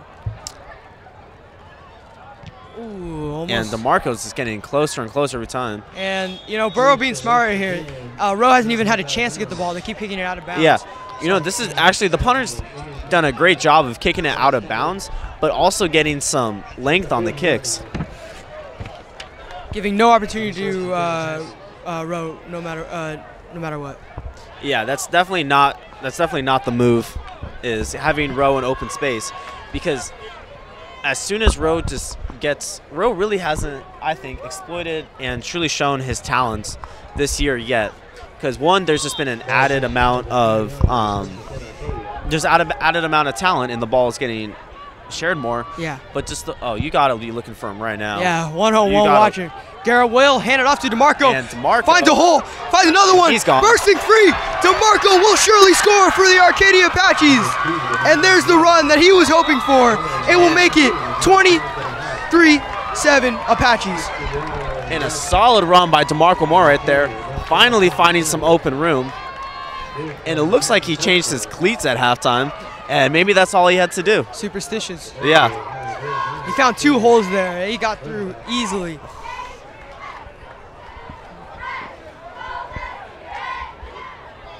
And DeMarco finally finds an open gap. But I mean, that's what we want our Apaches line to start doing. And especially just the play calling, going towards kind of the outer part of that line. That was pretty much the C gap. DeMarco took the C gap all the way home, and every run before that was around the A and B. Reyes puts it through to make it a 17-point ball game, back to where they started for the Apaches.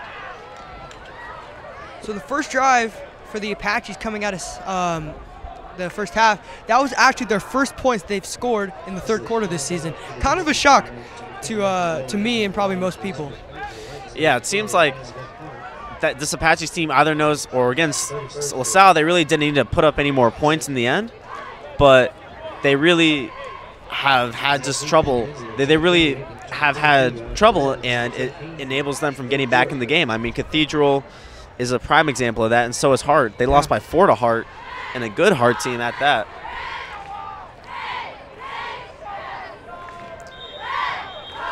And Reyes, once again, just looking to put this in the end zone. So that run from DeMarco is over his long of the season, which I believe was 44 yards.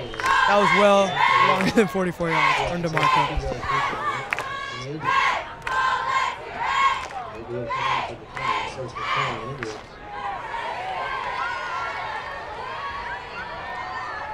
And our Apaches defense, after coming out strong with a 3 and out, go back to their old personnel, and Once again, not really sure Yeah. why. Wilson and Metters now on the Both sideline. on the sideline.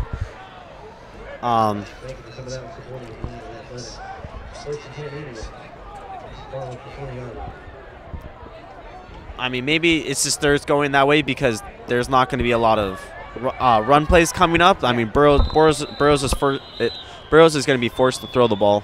Yeah, it looks like an early timeout from the Burroughs team. Not a good time to call a timeout. 3 minutes in? Yeah, definitely not. Wow. Coming right after a kick. I mean, not sure what else they could be discussing. I mean, not sure if it's a depth issue, if a guy's somewhere where he's not supposed to be.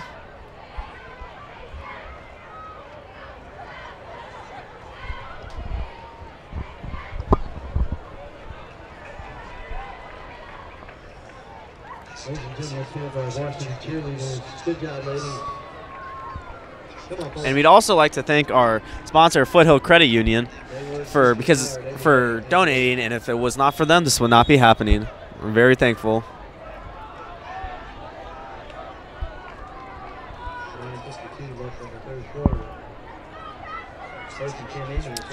And 1st and 10 from the 20 for Burroughs right now, looking to get something started through the air right now. 9:52 left in the third quarter. They'll hand it off to Rogers, who will get tackled right at the line of scrimmage. No gain there for the Burroughs running back. Stopping the run early is what's going to lead them to Apaches. I mean, they could easily put up 40 if they just get some 3 and outs, because when this Burroughs team now has 2 opportunities to get 10 yards, and through the air, it's not likely to happen.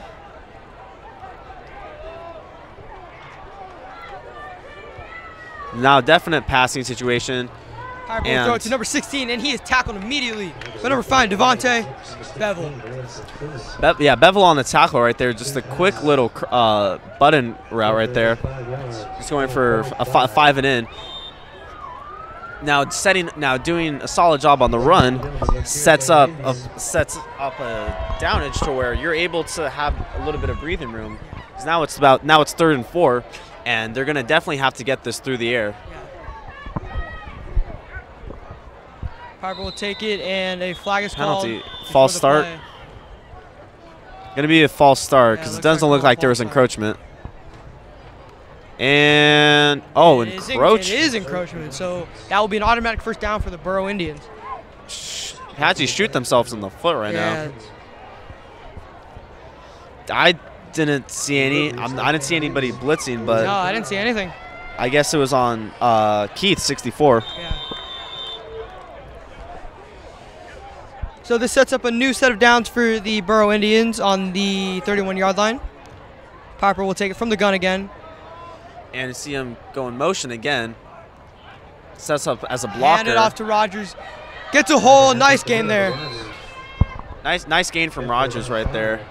And we see man in motion, adding just as an extra blocker on the line. And we see them getting some kind of have the run game flowing a little, and can't help to look who's on the sidelines.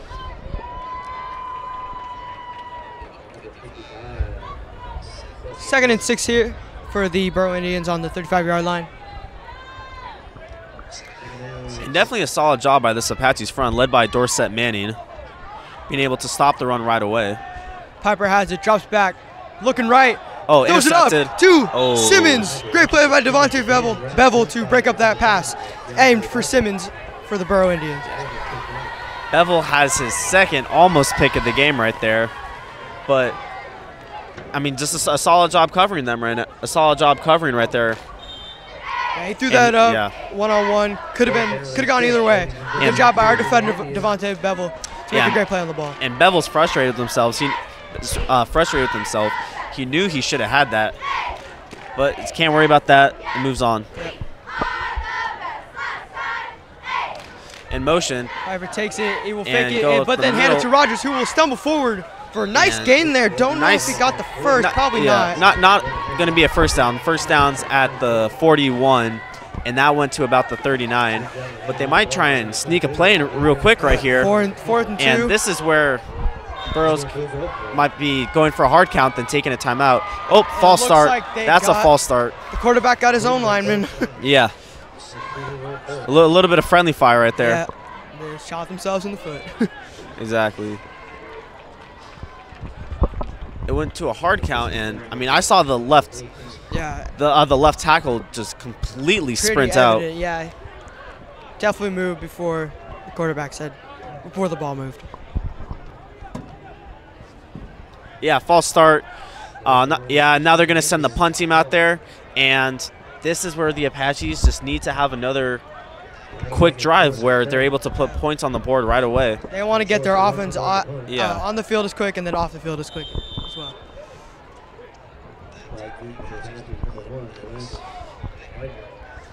And it would not surprise me if we actually see Bevel block this punt. And almost another block. Every time they get, and this time Rowe does not have a chance for it, as it will roll out of bounds at around the 15-yard line. Yeah. Going to be down at the 18, and Rowe's frustrated he's not been able to get the ball in his hands, but Maxey will find a way. You know, it's not a bad idea throwing him in motion again and having another end around. No. Because that's, I mean, that got 5 or 6 yards. Yeah. And who knows? I mean, with Rowe, if there's 2 or 3 guys in front of him, he could easily juke them out. Rowe's so explosive, if he finds a block or finds a hole, he's going to explode through that and get some major yards for this team. And the stats, I mean, if you're looking at Rowe's year stats-wise, it's definitely not going to be as solid as it was last year so far. No. And it's just because there's more, I mean, there's just better players on this team this year. And the ball is getting passed around more to other guys like Ahmad and Frankie. So Guerra, after finishing the half strong, will come out again. And throw quick. see ya. And he gets around. And oh. Wow. Apparently stepped out. Jabari killed it with a nice gain there. Could have gone for more. Fortunately, he stepped out of bounds. Because he's gone. If those players, if he doesn't step out of bounds, that's easy touchdown. Easy 6 points. I mean, that's Jabari's bread. That's Jabari's bread and butter right there. Yeah. He knows as soon as he gets in that position of if he's getting 10 yards of room, then he's going to sit down. He's going to sit down after running 5 yards, and he's just going to break the tackle. I would not mind seeing Jabari actually possibly getting a running play right now, coming off an end around. Yeah. First down for Apaches. 7 minutes left in the quarter, 24-7. And once again, we'd like to thank our sponsors, Foothill Credit Union, for making this possible. And with tons and tons of room on the left side, Dylan has to be looking there. And watch out, bottom of your screen, Rowe. Yeah, this is where he really likes to go to Ahmad in the flat. Guerra will take it. And Ahmad in the flat. To Ahmad. Or excuse me, Frankie in the flat. Yeah. And Frankie drives 3 players. Man. Yeah, I misspoke right there. I meant Francisco Contreras. But yeah, I mean, they get Frankie in the flat right there, and he's able to explode. Definitely some jawing after the play. And this is where they might set it up with a run to Torrey. Yeah, definitely be expecting a run to Torrey right now. And run to Torrey. Hand it off to Brumfield as he finds a hole. And gets through for a nice game. You know, not too bad of a job right there. Pretty solid on just getting DeMarco and some of the other guys some rest. And even though it's a 2nd and 8, guys who are tired are able to get refueled again. Not a terrible first down game. And they're also able to keep the clock moving. 6 minutes left in the third quarter. Yeah, if you're Arcadia, you have no urgency right now. I mean, you're up 17. Definitely want to score, but there's no sense of immediate urgency that they need right now. Guerra will step back. Guerra looking to throw deep to Rowe, wide open. Touchdown. Easy touchdown. Arcadia 37. And no flags anywhere to be seen. Rowe got his 4th touchdown of the year. Just gets the ball to the ref, sprints out of bounds, and now they could celebrate. Now they're going to celebrate. And now they're swimming. It's like they're swimming. And they didn't complete the surf, got swallowed by the wave. I mean, wasn't terrible. Yeah. I mean, right idea. No Kelly Slater by any means. I was confused. Where was the defense on that? Rowe was wide open. I mean, Rowe's so explosive. Had miles to go. He could run all the way to Arizona if he wanted. Reyes puts it through. Arcadia 31-7. And once again, there's no safety help up top, which is really kind of frustrating watching this happen. Is that play could be open in the first quarter, like that play is always there, and now we're finally to see some of the morale go up on our Apaches. Definitely a happier Arcadia team, and definitely a more quiet Burroughs fans. You saw them getting into it when Burroughs scored at the end of the half. Now they've quieted down. Arcadia really taking control of this football game.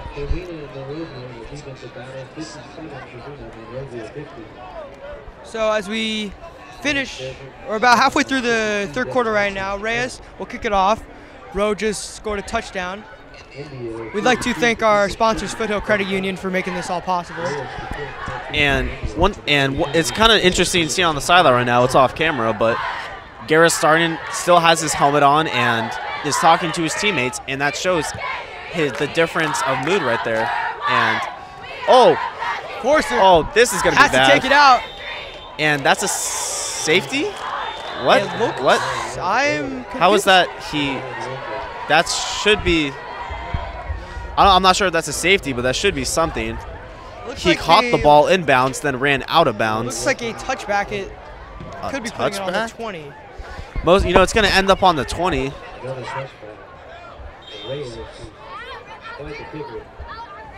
It's going to be on the 20, but how is that possible if you recovered it inbounds, then went out of bounds, and then the ref, who knows?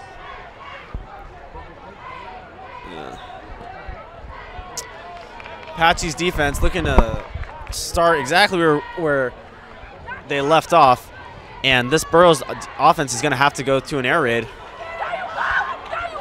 Hands it off to Rogers, gets a nice game, but is absolutely decked at the end of the play by Rowe.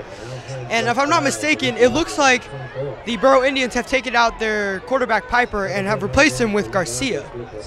Yeah, Garcia also cornerback, wide receiver, and their kicker is. I mean, now we get to see him. And during pregame, what almost looked kind of the same as the regular starting quarterback. Yeah, not a bad choice trying out something new with 31-7. You're down 31-7. 5 minutes left in the third quarter. Let's see if he can make some plays. He's going to definitely look. Hands it off to Rogers, gets around. Stopped. Tackled by number 53. Oh, and there's a flag. And a flag. Leo Lai on the stop right there, number 53. Patterson there. Patterson. There as well.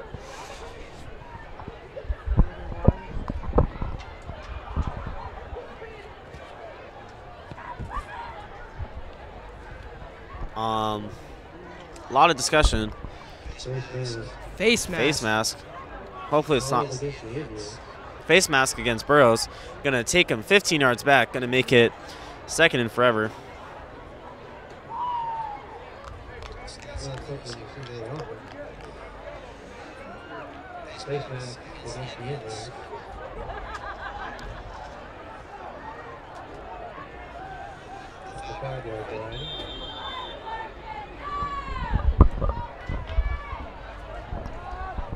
So it'll be second and 11 on the 19-yard line.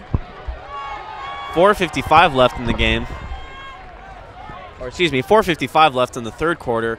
Our Apaches are up 31-7 and are looking to just end this game and move on to the rest of the Pacific League.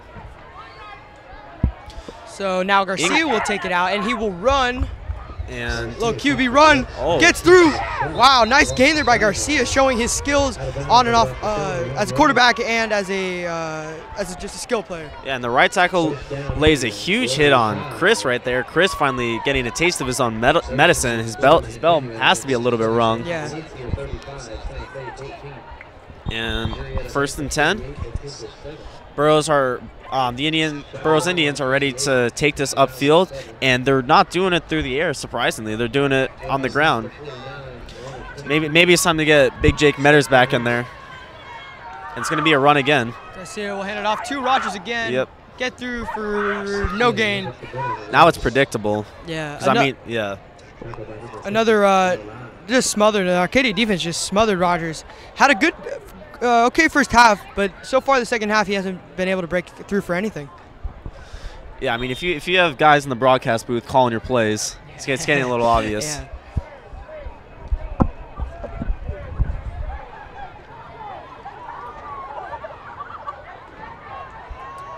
But I mean, they're staying where they're comfortable, but when it comes to really winning the game, they're wasting a lot of clock right now, because if they end up getting a big drive going, it's definitely going to be through the ground, and that's going to take them into the fourth quarter.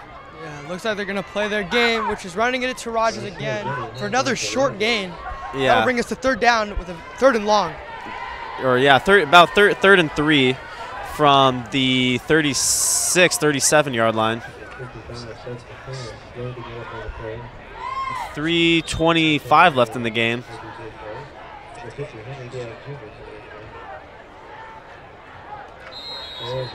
And another flag is thrown. It looks like. Yep. Oh. Now, we don't know if this is on our Apaches, because Darian Jones, also known as Pop by his teammates, looks pretty mad coming off the field. Yeah, it definitely looks like he may have said something to the refs as they threw the flag right as he was near them. Yeah. Dorset Manning comes back on the field. 2 flags on the play, actually.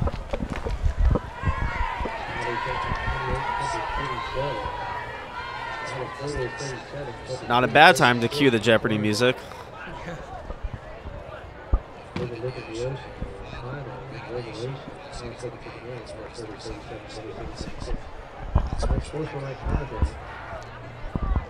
And yeah, looks like we were right on the call. Yep, so it will be an automatic first down for the Indians as they move up to the Apache 49.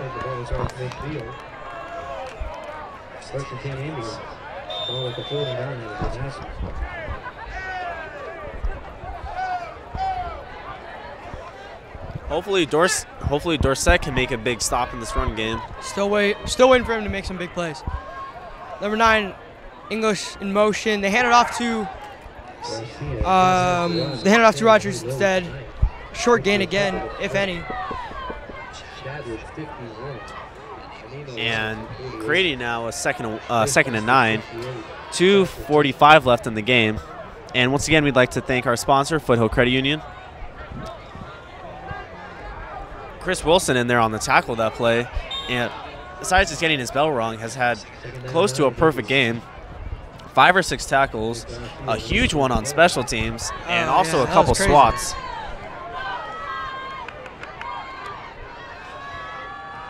English comes in motion again. Garcia, they're gonna look like and a botched play, but Garcia will triple play. That's past the line of scrimmage. Triple option, yep. Yeah, that's coming back. That's past the line of scrimmage. Looks like they're trying to run a triple option there. Yeah.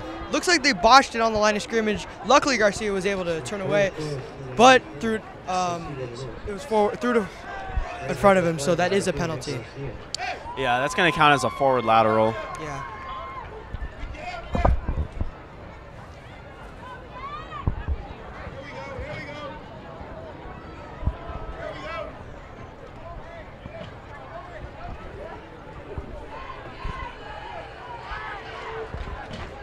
Both defenses coming off the field. Lance appearing to be frustrated. Burroughs crowd trying to get into the game.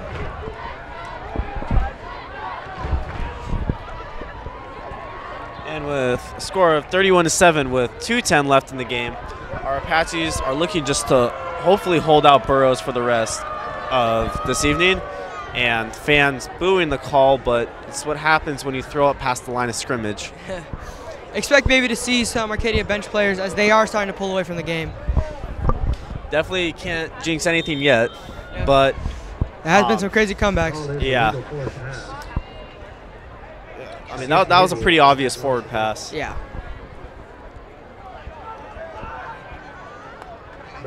So now it will be 3rd and 14 on their own 47. And now it's pretty much third and obvious. This is where if they run it, it's not going to go for much. And if they pass it, then they're going to have to throw to these corners. See if Garcia can make a play. And it goes He'll up keep the middle. And Wilson. And his helmet. Wilson. Wilson took his helmet off, but that looks like a clean tackle. That's a clean tackle. That's a clean tackle. His helmet just flew off. Never looks good, but somebody's hurt on the field.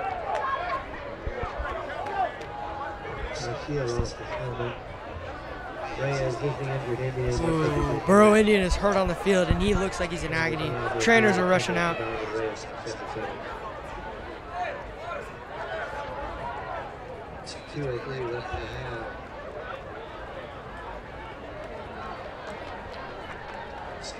It looks like it was just one of those awkward pileups where he possibly got stepped on, and a face mask call, which we were expecting after seeing a helmet getting tossed around on the field.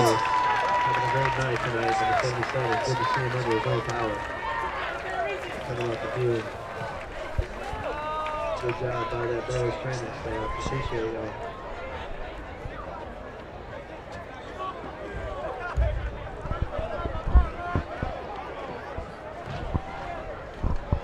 Good to see that the Burroughs offensive lineman is coming away healthy. Yeah, that's a good sign. It's been a great night to hold up on the signals from the officials. How was you playing at home? And once again, we'd like to thank our sponsor, Foothill Credit Union. Sitting at 2:03. Do we have an official timeout? There was an injury. So again, if you're just joining us on the live stream tonight, it's a chilly night in Burbank at Memorial Stadium where the Apaches are right now beating the Burrow Indians. Scored 31-7. Change of moves, they haven't got a call. 2:03 left in 2 minutes. Now the clock is moving. Dollar for 36.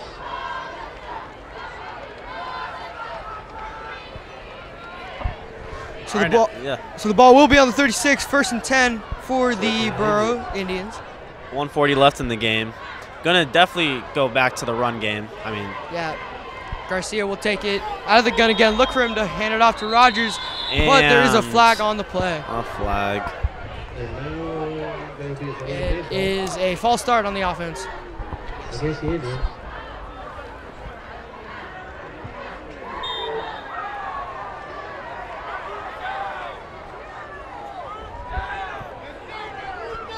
So now 1st and 15 back at their own 40, the Apache 41. Gonna go back up the middle. We'll hand it off to Rogers, trying to get around the outside. We'll absolutely get nothing. We'll actually get tackled for a loss by the Arcadia defense. Yeah. Tries to go for an option play going up the middle, and then tries to take it outside and just gets absolutely swarmed. 210-pound junior. Very active tonight for the Apache.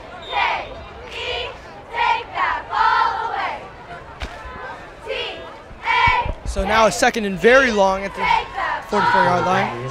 Yeah, and I mean, knowing this Burroughs offense, they're gonna go back to the run. Probably an option play or a run. Yeah. Garcia will run it to Rogers, who will get nowhere. Back to the line of scrimmage for no gain.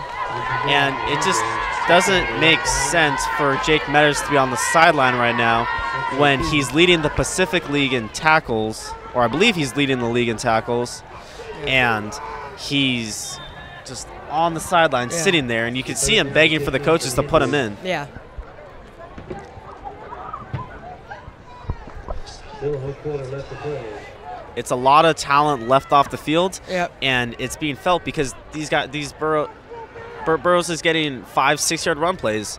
So about 10 seconds left. Garcia will take it. 3rd and long. Rolls to his right. Will throw it. Oh my. And it was kind of a late hit by DeMarco. A little bit late, but Number 5, looks like John to caught the ball. Flag on the play. I mean, scary hit right there, and we could possibly see DeMarco getting ejected. That was definitely a very dangerous hit by DeMarco. Ref's talking to him right now. Probably just calming him down because there's no need for that. It's 3rd and 15, 3rd and long. You're not getting a first down. And it's still going to be 4th down. And the field will be ejected. Declining ball.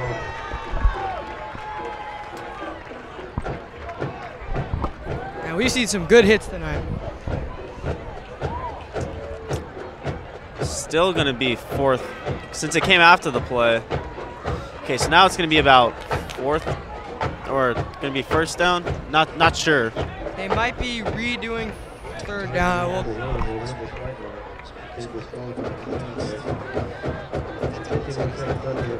Wait, they're saying Rolandis Winter has been disqualified, which means he's been ejected, but I don't see how that's possible. I don't see how Rowe got ejected. Yeah, I would if expect anything, it would be DeMarco. DeMarco. Or that's what they're saying from the big broadcast booth up top.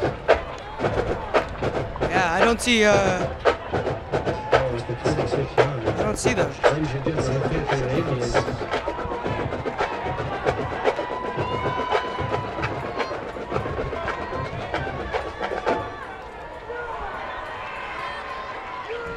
There's been more conversation tonight than the DeMarco is can't spot. I mean, I guess that's it for DeMarco's night. I think it is. First and 10 Indians, 51 kicks in the 3rd quarter.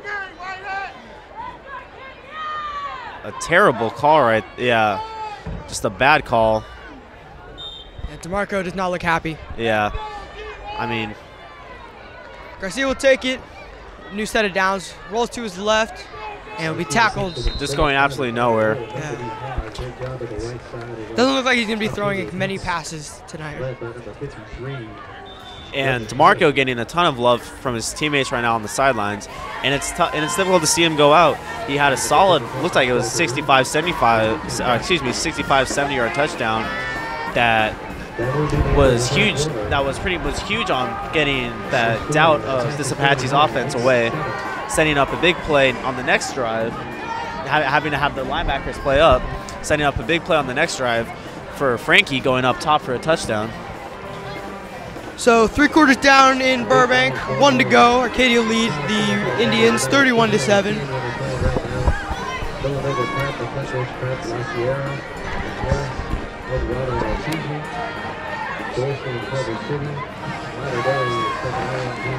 And heading in to this 4th quarter, Apache's up 31-7. We also like to thank our sponsor, Foothill Credit Union.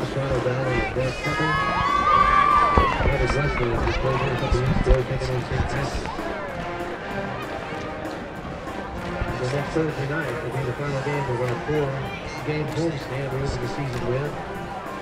We will play Glendale here next Thursday night at 7 p.m. to win senior night. Some supporting seniors of the band, cheerleaders, and football.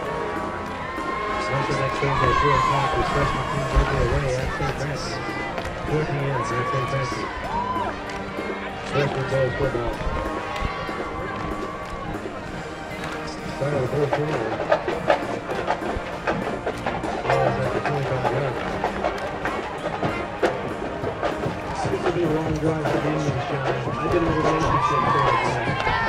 And it's definitely difficult seeing DeMarco having to leave this game because that was not the worst hit, but I mean, there's just so much. He just plays with so much passion that that's just second nature to him. It was definitely a loud hit.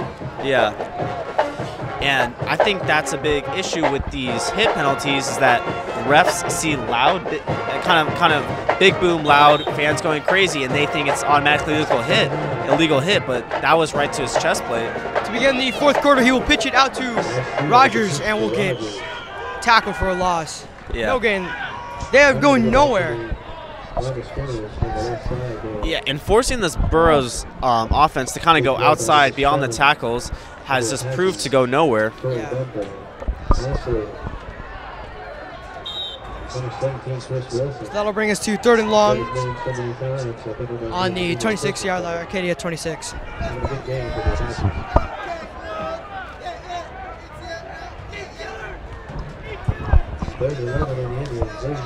3rd and 11 for the Indians right now. Dorsett looking to make a big play coming through the middle. Garcia will fake, roll to his right, looking downfield, 6'4" chasing him, He will roll away. Garcia just throws it to a wide open English. He will finds a wide open man. be tackled at the 1 yard line. Man, number 64, Nashawn Keith came so close to a sack. Garcia ran away and found English for a great gain. Burroughs on the 26-yard pickup. And a solid effort by Nashawn Keith right there. But you just got to finish the play, and they're going to go right. Oh, it's a fumble. And flag was thrown on the play, so let's see what that was all about. A fumbled snap recovered by Arcadia, but it doesn't look like that's going to matter.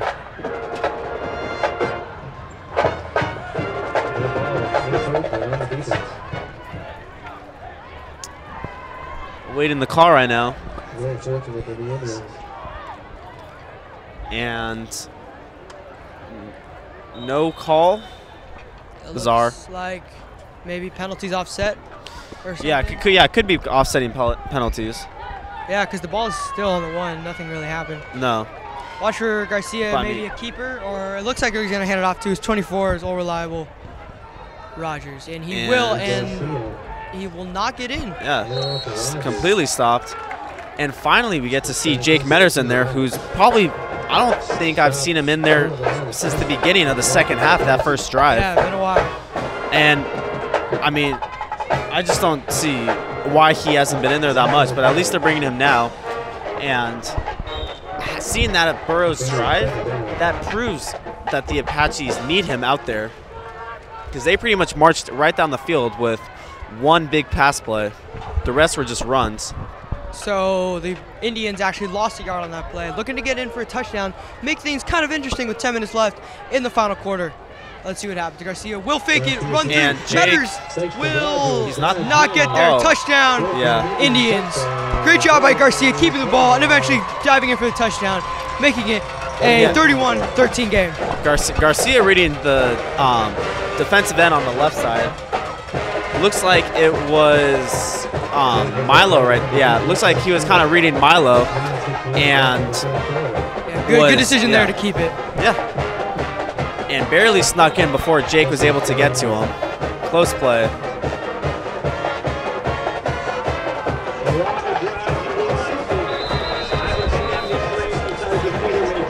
And timeout on the Indian side, which is a big waste of a timeout in my opinion. Yeah, they only have 1 left now. 9 minutes left though. Extra point of 20. 9:58 left in the contest. 31 is actually 13 Indians.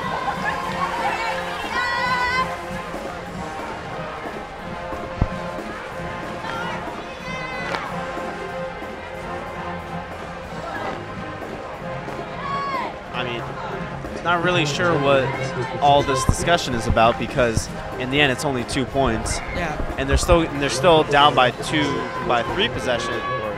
Yeah, about 3 possessions, even if they, excuse me, it would be 2 possessions if they get it, but the chances of them getting both extra points are just not, or getting both 2-point conversions is not likely. Yeah.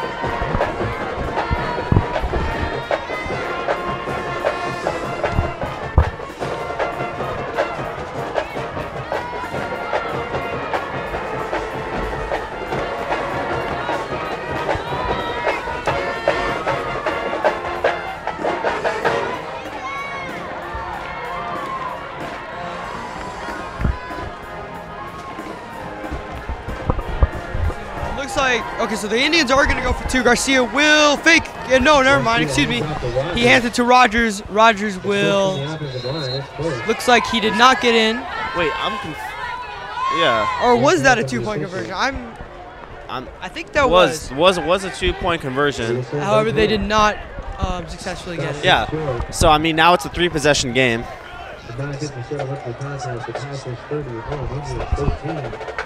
And after an onside to begin the game, you got to be expecting one right now. Yeah.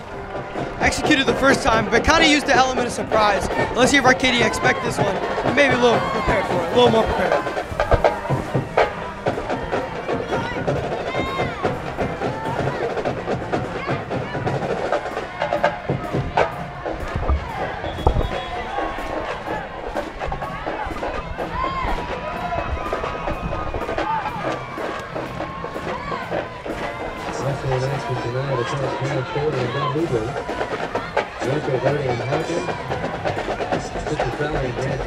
And you can definitely be expecting a squib or something, but who knows that the Apaches might be able to take it all the way for a touchdown. Yeah.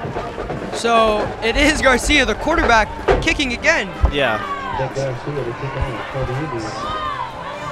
And looks like this might be going to, well, there's more men stacked on Garcia's left side.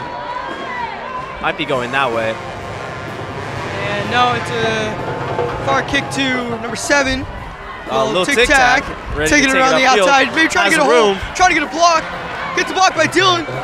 Oh, and the ball comes out. Oh, God. And the Indians have recovered on the 40-yard line. Probably the worst thing that could happen for the Arcadia Apaches right now. But it's probably the best thing that could happen for the Indians. As it is Indians ball on the 40-yard line. Great play by the defense. It is Indians ball with 9:45 left to play, 31-13. And a solid job by Torrey. I mean, kind of having a Willie Mays catch right there, then coming all the way around. But sloppy ball control, and it pops out. Arcadia have to remember that the game is still anyone's. They score right here, there's still probably 7 minutes left in the game. Yeah. A lot of time for this Indians team to come back. Without DeMarco, that's a huge piece that you're missing. So let's see how this team responds. And now we see at least Jake's in there, so the run game's kind of going to be clogged up. But they've stuck to it. I got to give Burroughs that. They've stuck to the run game, even though it's our worked. linebackers. Yep. Yeah. Garcia will step back to pass this time. Looking to go deep. Left. Oh, Dorset looking to. And they just smother him. Yeah. What a great job keeping onto the ball though by Garcia. As 3 defenders were looking to sack him. Yeah, Michelangelo Loretto just gets a really nice bull rush on the left tackle, on the left guard right there, and he's joined by Dorset. And forcing this Burroughs team to throw is their kryptonite. Yeah, one of the few times we've actually seen Garcia drop back for a pass. Yeah. So, I mean, when Garcia does have to drop back, then it's not going to turn out well for him. Yeah, that was a loss of 14. They're back on their own 45, 2nd and 24. Garcia takes it. And will draw, a little bit of draw to Rogers for a gain of about 1 or 2. Solid job right there by Dorset getting first lick on him. So now that'll bring up a 3rd and super long of 3rd and 23. This should be easy for the Apaches to hold on to. 3rd and predictable coming up for the Indians, and they're just going to have to throw it. I mean, there's no way they're going to be able to run this, especially with the way Dorset's getting in. The only way they'd run it, is if they got lucky, they got a draw, maybe they got a block. That's the only way that I think they'd get 23 yards out of this great Apache defense. Some shoe issues on the field right now. Rogers is ready to go. Indians ready to go. And if this is not a pass play, then this is going to be a draw coming up the middle. So Garcia will roll right, looking deep. And has a man, throws it out of bounds. Looks like he had 16 Simmons running down the field. Could have had him, but our safeties, Frankie Contreras and Rowe, were back there. Would have been a tough catch to make. Yeah, and now Burroughs, who after having a huge opportunity on a muffed punt, or on a fumble on the kick return by a little tic-tac after a solid gain, completely squandered the opportunity. Going to send out their punt team. It doesn't look like they're going to give Rowe a chance anymore. I think they're just going to keep sending it out of bounds. And I don't blame him. Why give him a chance? Exactly. Guy that explosive. There's no point. And it looks like it might have been a hand on it, and Rowe not able to get any punt returns in today. Yeah. Rowe kind of resembles maybe an Adoree Jackson, USC a couple years ago. Yeah, I could especially the way he goes both ways on offense and defense. Well, most high school guys do. Yeah. But I think that's probably the closest player to compare Rowe to. And it really just comes down to the explosiveness and how one play could change the game. Definitely.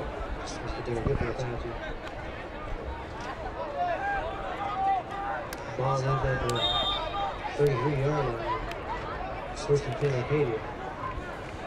So Arcadia will head out. 8:08 left on the clock. Have a lead of 31-13.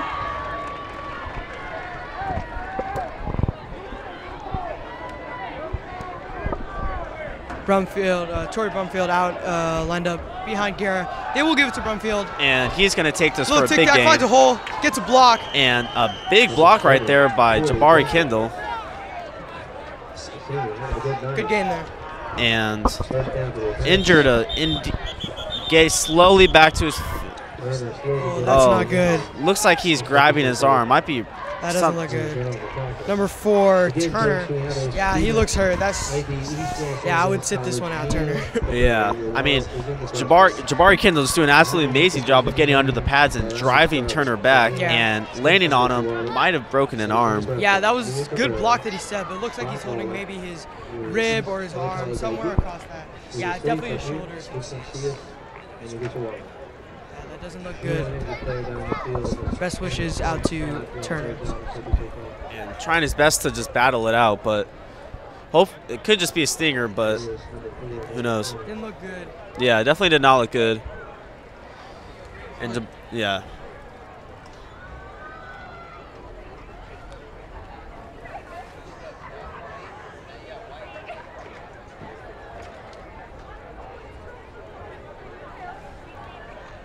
And thankfully, Turner is able to walk off the field on his own power, and hopefully get to see him out there by the end of the game. Yeah, best wishes for him, especially in this game where it's been hard fought, but Apaches have been obviously the better team tonight.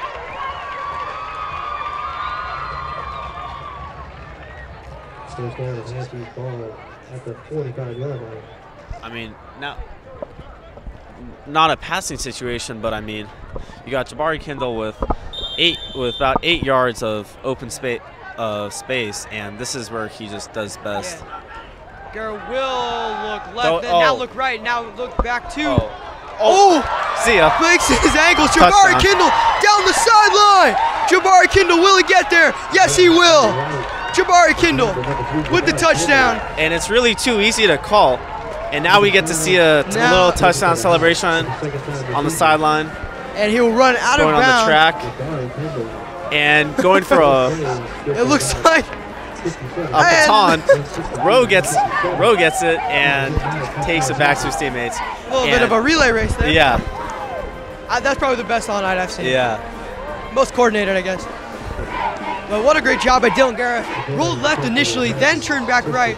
Found Jabari, juked the defender Jabari, and once he saw that, he ran all the way to touchdown. I mean, it's too it's too easy right there. You give him 8 yards. Like, what do you think's gonna happen? Yeah. That's our biggest thing, is that knowing which guys you want, kind of going up top, because I feel like Frankie's definitely more of a possession receiver. Yeah. And then you guys have guys like Jabari, who just with his feet are so dangerous. Reyes puts it through to make it 38-13 to the Apaches. And definitely, as good as he is on the field, Jabari is just as nice off it. Yeah. It was definitely like a good time getting to know him and just hanging out with him. Yeah. Because a lot of these guys, you don't see their actual personalities, and while they may seem really cool and a great teammate on the field during the games, there's a lot of behind the scenes that you don't know about. Yeah. But even with some of the Water Boys and Jack's crew, he's always social. Yeah. And now we get to see him on camera.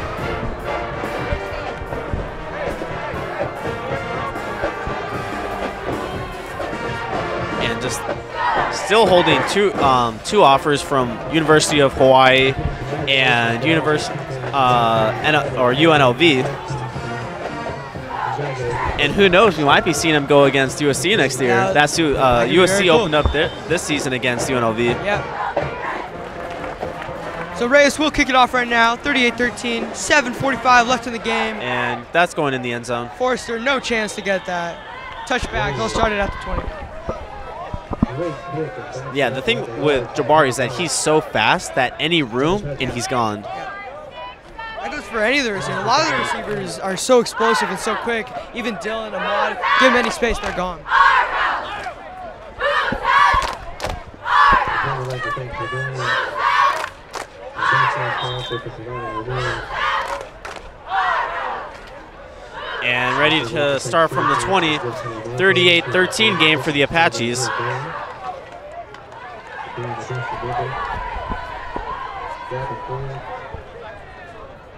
Champs Bar and Grill. The NFL Sunday ticket, you too can be a champ every Sunday. The Go Back to Rangers on Champs Bar and Grill.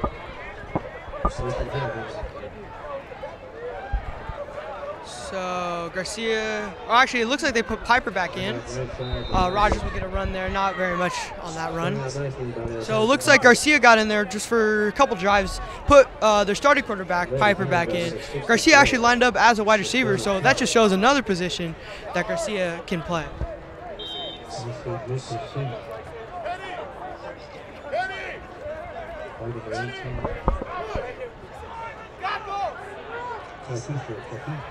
And with 7 minutes left in the game, Burroughs is looking to get anything to make this not look like as bad as it is. Gets in motion, throws it. And Devontae. Bad call. PI. Gonna be a PI on Bevel, but all he did was go over top and swap the ball out of his hands. At least the rest have been consistent. A bad PI call though, nonetheless. Yeah.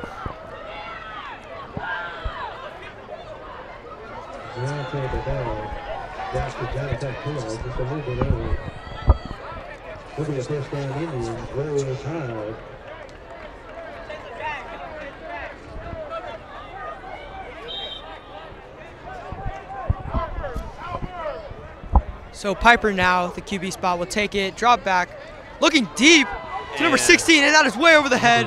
Number 14, Omar Lopez. Yeah, Omar back there. Sophomore could not come down with that. Yeah, now we're starting to see some of our bench players come in, and it's good to see some of our younger guys getting exposure. Definitely cool. If you look, you see number 33, David Frazier in there. Yeah.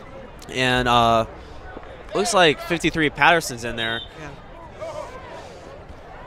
See if these young guys can maybe hold up against this Burroughs offense. Cabrera at the safety position right now. Piper takes out of the gun, looking deep again. Number 16, and Simmons. Oh, and Omar misses a big pick. Wow. Omar could have made a name for himself as a sophomore. Unluckily, went through his hands. Wasn't able to come through with an interception. Omar having a solid job, or doing a solid job right now. I mean, that's 2 passes in a row where he's been targeted to go, where he's been targeted one-on-one up top, and has held his ground. And a draw play up the middle goes for a couple yards, not much. Yeah, as we were talking about putting their bench players in, you saw Anthony Longoria coming out the field, another sophomore who got some playing time today. That's nice to see. And then we see number 28. New guy on the roster, name's not listed on Max Preps. Might be Sean McDonald, St. Francis transfer. 6:20 left on the clock, and we're now just looking to get this game over with. Looks like this is like the and what now? Timeout Arcadia. Timeout Arcadia. Oh well, at least it's not a penalty flag. Yeah. And we see Omar Lopez back there ready to recover the punt. So that's how we know the game's pretty much done.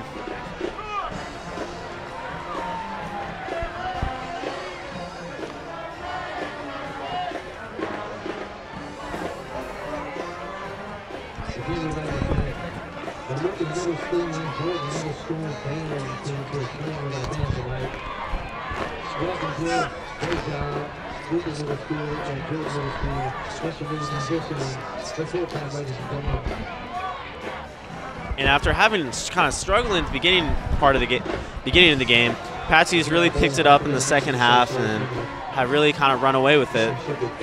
So the sophomore Omar Lopez will be coming out, and they will be sending Dylan right back there to return this punt. Or let's see if they actually get it to him, or if they kick it out of bounds like they've been doing this whole game. And solid snap. The punt, ooh, and a very short punt. That will take a generous roll if you're an Indian. Yeah. Down to the 35-36. Yeah. Takes a solid Indian roll, and now our Apache's looking to throw the second strings in there. Possibly just going to try and run the rest of the clock out.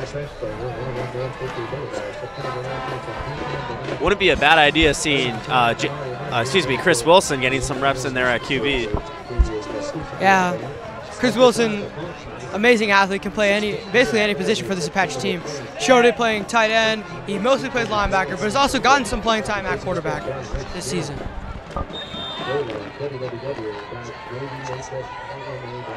And setting out to the field, we see our second strings in. We see Leo Lai and Omar Lopez. 36-yard line.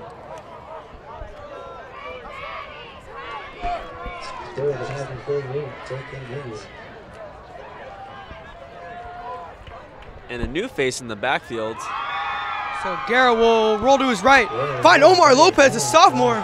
Great and he fumbles the ball.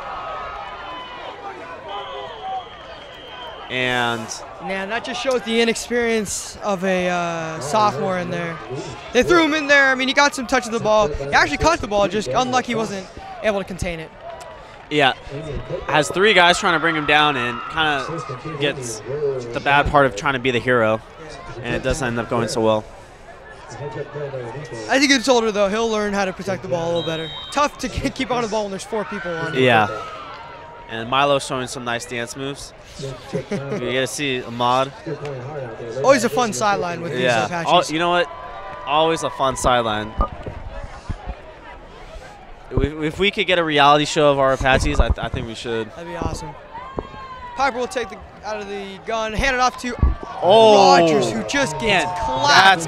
That's not a penalty. That's not a penalty. Deontay Bevel takes all his anger out from this entire game. He has shown his frustrations this game. Yeah. Been a lot of times where he's been angry. Got to keep those in check, though. And are they just gonna call him for hitting him too hard? I mean, it was directly to the chest. It was directly to the chest plate, nowhere near high, and that's the only direction where the penalty was, because that flag came right in after. But not a good call if that's going to go against the Apaches. And a hit to the head. A hit to the head from Deontay Bevel. Apparently your head is located right in the middle of your sternum. If we had replay, we'd be able to show you. I wish we could. Yeah, but from what we saw, it looked like it was a clean hit. And Deontay just coming out of nowhere. Like, hopefully he's at least not gonna get ejected. Yeah. I mean, literally looks like the big bullet in Mario Kart that you get when you're in last place. He definitely hit him hard. Hopefully that Burroughs player is okay. Yeah, hopefully he's okay, but I mean, just not a good call by any means. Piper will take it now after the penalty. Hand it off to Rogers, finds a hole. Tackled right away, actually, by the defense. And 5:30 left in the game. Our Apaches looking just to keep on having this clock run out and just end the game, starting off getting back to 500 with a 2-2. Yeah. Burroughs actually moves into 0-4 in unfamiliar territory for these Indians, who year after year have usually been kind of kryptonite to the Apaches. Yeah. Piper takes it, hands off to Rogers. Tackle. Oh, never mind. Trick play. English actually has it, and English will be stopped. Tackled at the 1-yard line. Wow, kind of a trick play. I had no idea where the ball is. I thought they handed it off to Rogers. Turns out English had it, got to the 1. Yeah, it's pretty much a option play where it's a triple option play where if you don't give it to the running back, you either run it yourself or you pass it. And he had 9 coming across the middle of the field on it. Watch Piper QB and he takes it in. Oh, they're saying it's a fumble. Looks like there's a fumble going the Arcadia way. It will be a touchdown as the Indians recovered it. Oh, and that's a bad call. Arcadia sideline, not very happy about the call. That's stupid. That's a bad call. So going back to what you said about Burroughs not, after they're going to be 0-4, Arcadia going back to 200. Both teams coming off of back-to-back losses. For Burroughs, it's three in a row. Now it's going to be 4 in a row. This is a big game for Arcadia. And like I said, the offense has always been strong, and they showed it again tonight. And their defense, who didn't play that well against Hart, showed their strength again tonight. And 2-point conversion right now. Harper will end around it. And it's going to be a Super Bowl. Intercepted. And it will. Omar Lopez, who fumbled the ball earlier, came up with the interception. And Burroughs so far is halfway there, trying to get back to the Apaches. It's going to score a 38-19. But try to get the 2-point conversion, no dice that time. And once again, we'd like to thank our sponsors, Foothill Credit Union. But just definitely a poorly officiated game, because that was a fumble, and right there, and the play that led to the touchdown, the leading with the helmet to helmet contact from Bevel, that moved them up 15 yards.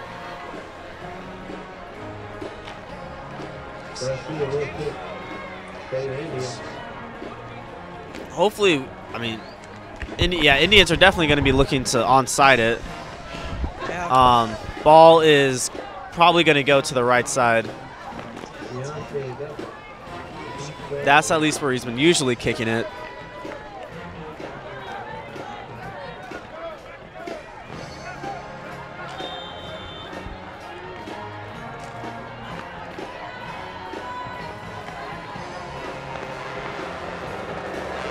Garcia kicks it away. And Deontay Bevel ready to return this, heading up the sideline, looking for See if Deontay can get a couple blocks. We'll turn around, goes the other way. Finds a hole, gets around. Deontay Bevel breaks tackle, but will eventually go down at the, looks like 37, call it 38-yard line. Might have had a lane if he keeps on running to the right. Yeah. But this, with 4:28 left in the game, hopefully this Apaches team is just going to be able to run it out and just knee it. Been a long night tonight for the Apaches. This game was hard fought. Good effort by the Burrow, and he's got to give it up for them. Played their hearts out. Got some injuries, but just a well-played game by the both teams. Yeah, and at least this game, the only player who had to leave early was DeMarco Moore, and that was only because of a legal hit. So we, at least so far, made this game. Completed this game without an injury, which is the biggest key heading into the rest of the season, is the depth and having guys who can play. Guerra drops back looking to throw a screen to Noah, and Noah takes it, breaks the tackle, takes it upfield. Flag was thrown on the play. And the flag.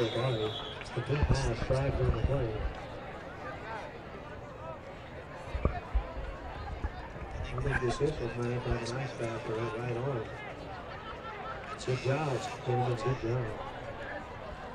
Start calling this game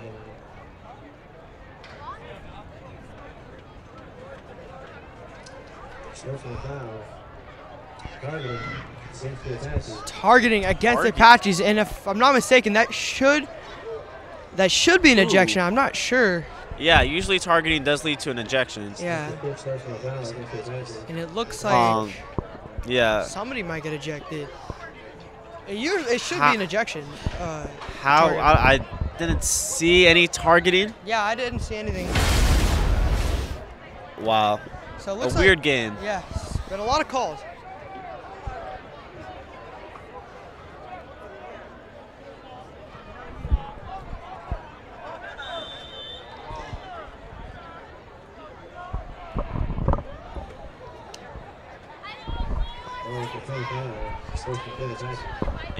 And in the backfield might be getting a run play right here. So back to the 25-yard line, first and 25. We'll fumble the ball. Oh God! It looks like the Indians will get the ball back. That is, I believe, the third fumble of the game for the Apaches. That is the third consecutive fumble every play's been ending in a turnover. Frazier, who's been dreaming for this moment, I can't imagine for how long, gets it and fumbles the sack. I can only imagine what they're going to be working on in practice next week. Well, it's not the biggest. You're kind of looking at this from a couple of perspectives because you do want to get down on the young guys, but at least looking at the Apaches as a whole, I mean, that's not DeMarco Moore back there. No, it's not. That's a junior who hasn't played any running back at all this year. Inexperience. Yeah. A lot, exactly. So it looks like somebody jumped. Looks like they're going to be calling a false start here. In a game that just refuses to end. Yeah, I know. I'm tired. I'm ready to get home. Yeah. But yeah, just trying to inch or just have the clock just run out. Going against the, going to be a false start? Nope. First it was, okay. Well, the ref pointed in 2 different directions right after another, so I'm going to go with the second one. Looks like it was encroachment on our Apaches. Yeah, it looks. I think that's what they're doing here now.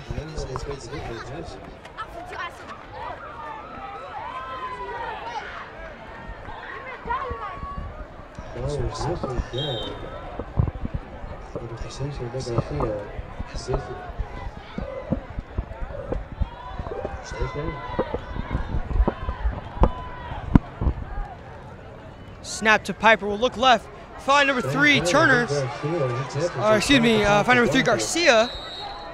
And will be tackled for no gain. A little gain. Little to no gain. Yeah, got tackled by his own teammate right there. Some friendly fire.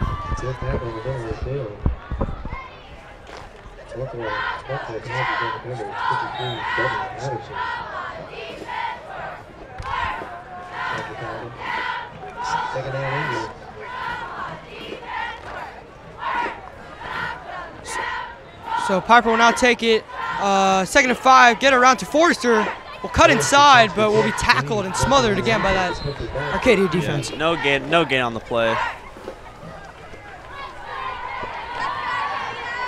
And our Apaches, like real first string, I mean our first string team, first string defense at least, only allowed 7 points. So there's a lot of good things to take away from this game because we've shown a bunch of bright spots. But it seems like we go to something that we try something over and over that does not work, keep on trying it, and then finally do something new. And the players are able to respond much better to going up to the things we've been mentioning. So especially on the offensive side, when it comes to kind of having one-on-one routes with the corners and trying to beat them up top and get past them on streaks, and then having plays where on the nickel and dime plays, having plays where you could get these guys space to run. Second down here for Piper. Will float it up to end zone. Garcia Moss's number 44, Gabriel Cortez. Oh my gosh, what a play by Garcia. Completely just jumps over him, and like I said, Mosses him. Yeah, just like complete manhandling. Just a man card was stolen right there. Man, that was a great play. You know, if Burrough Indians come away losing this game, which it very well looks like, there's some good things to take away from this game if you're an Indian.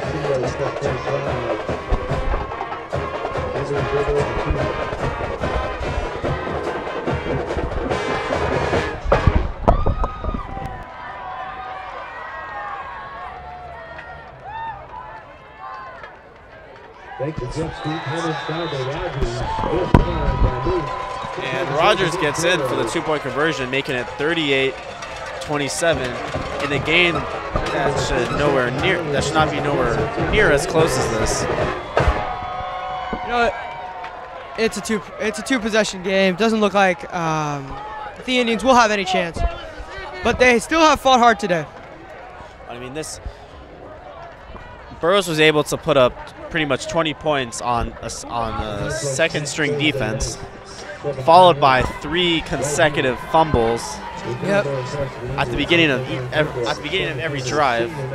So it's not really something where the Apaches like this game looks a lot closer than it actually was. Yeah, that's very true. It's going to take quite a miracle, though, for the Indians to come out on top. The thing is, if we wanted to put in Rowe and Jabari and Ahmad and Frankie, then this game would be 50. So this game could have been 50-7. Yeah, definitely could have been a blowout. Yeah, we haven't scored since Jabari's touchdown. That's very true. At the beginning of the fourth quarter. I think it was either beginning or late. Yeah, it was beginning of fourth quarter. Yeah, beginning of fourth quarter. So if we wanted to run up the score, we could, but there's no need to. So Garcia, who just caught the touchdown pass, will kick it away. And Deontay Bevel will return take it. And a couple guys. Couple jukes. Could have got away. Tackled at the 40-yard line. 2:15 left to go in the game. We'd like to again thank our sponsors, Foothill Credit Union, because without them, none of this would be possible. And literally just trying to run out the rest of the game and just having this clock bleed out. And it's definitely taking forever and then some.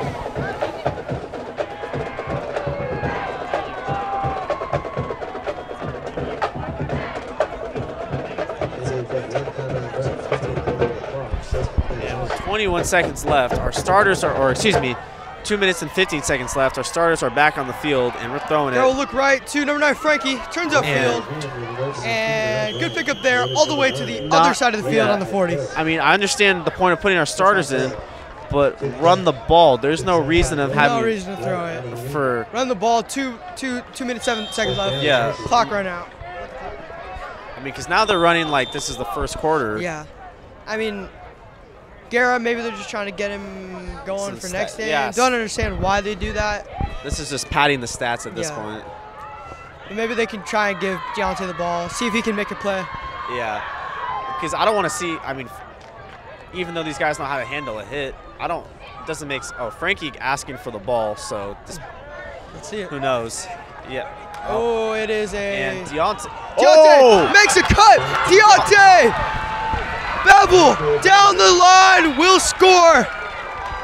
Wow, what a cut by Deontay Bevel to turn upfield and make this a 44-27 ball game. Slices and dices a cornerback coming way too, or a safety coming down way too hard. Does not stop and break down, and Bevel just makes him look like a fool. Yeah. Cut of the century right there, man. Yeah, and what a full circle game for Deontay Bevel, who's had nothing but bad breaks, horrible calls on him on defense, and finally has a touchdown. And looks like he's in a much better mood. Yeah, looks like, maybe he'll loosen up a little bit. Exactly. So that's what I was saying earlier about that if we wanted to run this game up, we could. Mm-hmm. That took 2 plays. 2 plays. Starters back in, 2 plays. Look what happened. Yeah. So yeah.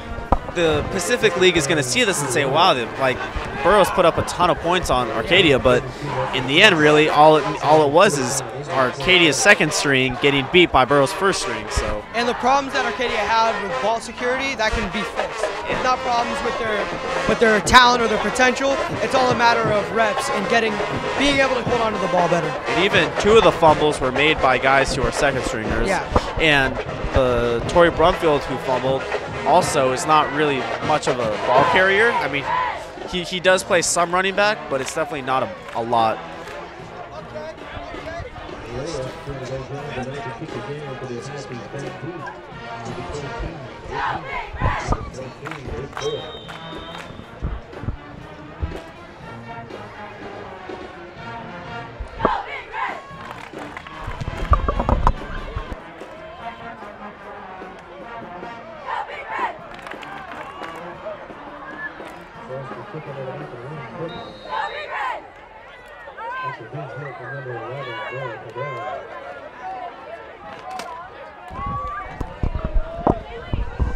And a solid run right there by about 35 yards from Deontay Bevel on our Apaches.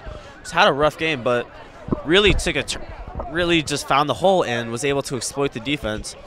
Because at least skills players wise, there really isn't anybody that could come close to us.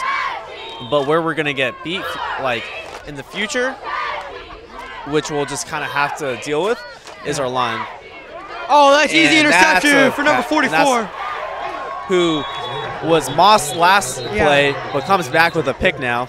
I guess he got his man card back. Yeah. His man card has been returned. Gabriel Cortez with the interception. That's good for him. Probably a good confidence booster for the kid. And it's good seeing all the teammates and all this big Apache family hype for him. Like we said before, it's a happy sideline, always on the Apache side. And a solid job. Just wait, you just have to wait for your turn. Now a couple runs in the kneel in this game. I believe will be over. Not sure how many timeouts are. Burroughs has one total timeout left, and if they were to use it, I mean, you could go ahead and use it, but it really doesn't make a difference. At this point, game's lost. And you can see number 13, Ahmad, just going crazy out there. Having a good time. Having a good time.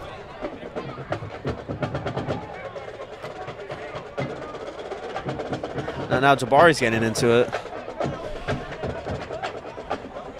They're really into the drumming. Yeah. Yeah. I think they're going on the beat of the drums. Yeah. Kind of hard not to at least tap your foot when you hear that stuff.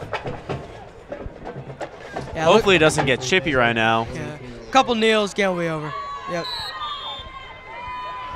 And Burroughs does not call a timeout, thankfully. And with a minute left, final score is most likely going to be 45-27. Yeah. So a great job by the Arcadia offense again as a whole. Guerra started off slow, finished the game incredible. Kindle had a touchdown. Deontay had a run recently. Contreras, Rowe, they all had great games. All scored a touchdown. As an offense, they came together, and that basically won them the game. Yeah. Interesting to see how this offense is able to develop so quickly. And Dylan just acting a fool right now. A little disrespect. Just got to be careful with that. Yeah. And I think this is going to be the last kneel down. Hopefully it doesn't get chippy, giving high fives back. But a solid job right there by Apaches getting the win. Solid win for Arcadia. And it makes it 3-2-1, and our Apaches move to 2-2 in the year. And it is their first win in league. Yeah, starting off Pacific League strong. Yeah. After some early struggles. Did an amazing job coming back North America. And there's Dylan Wright throwing up the big meal ticket fam sign, the big M.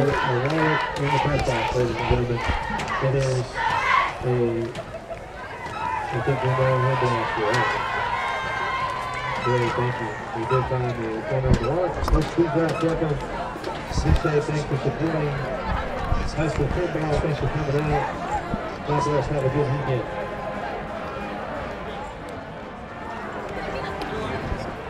All right, and a solid job by our Apaches getting the win. And that will be all for tonight. Thank you.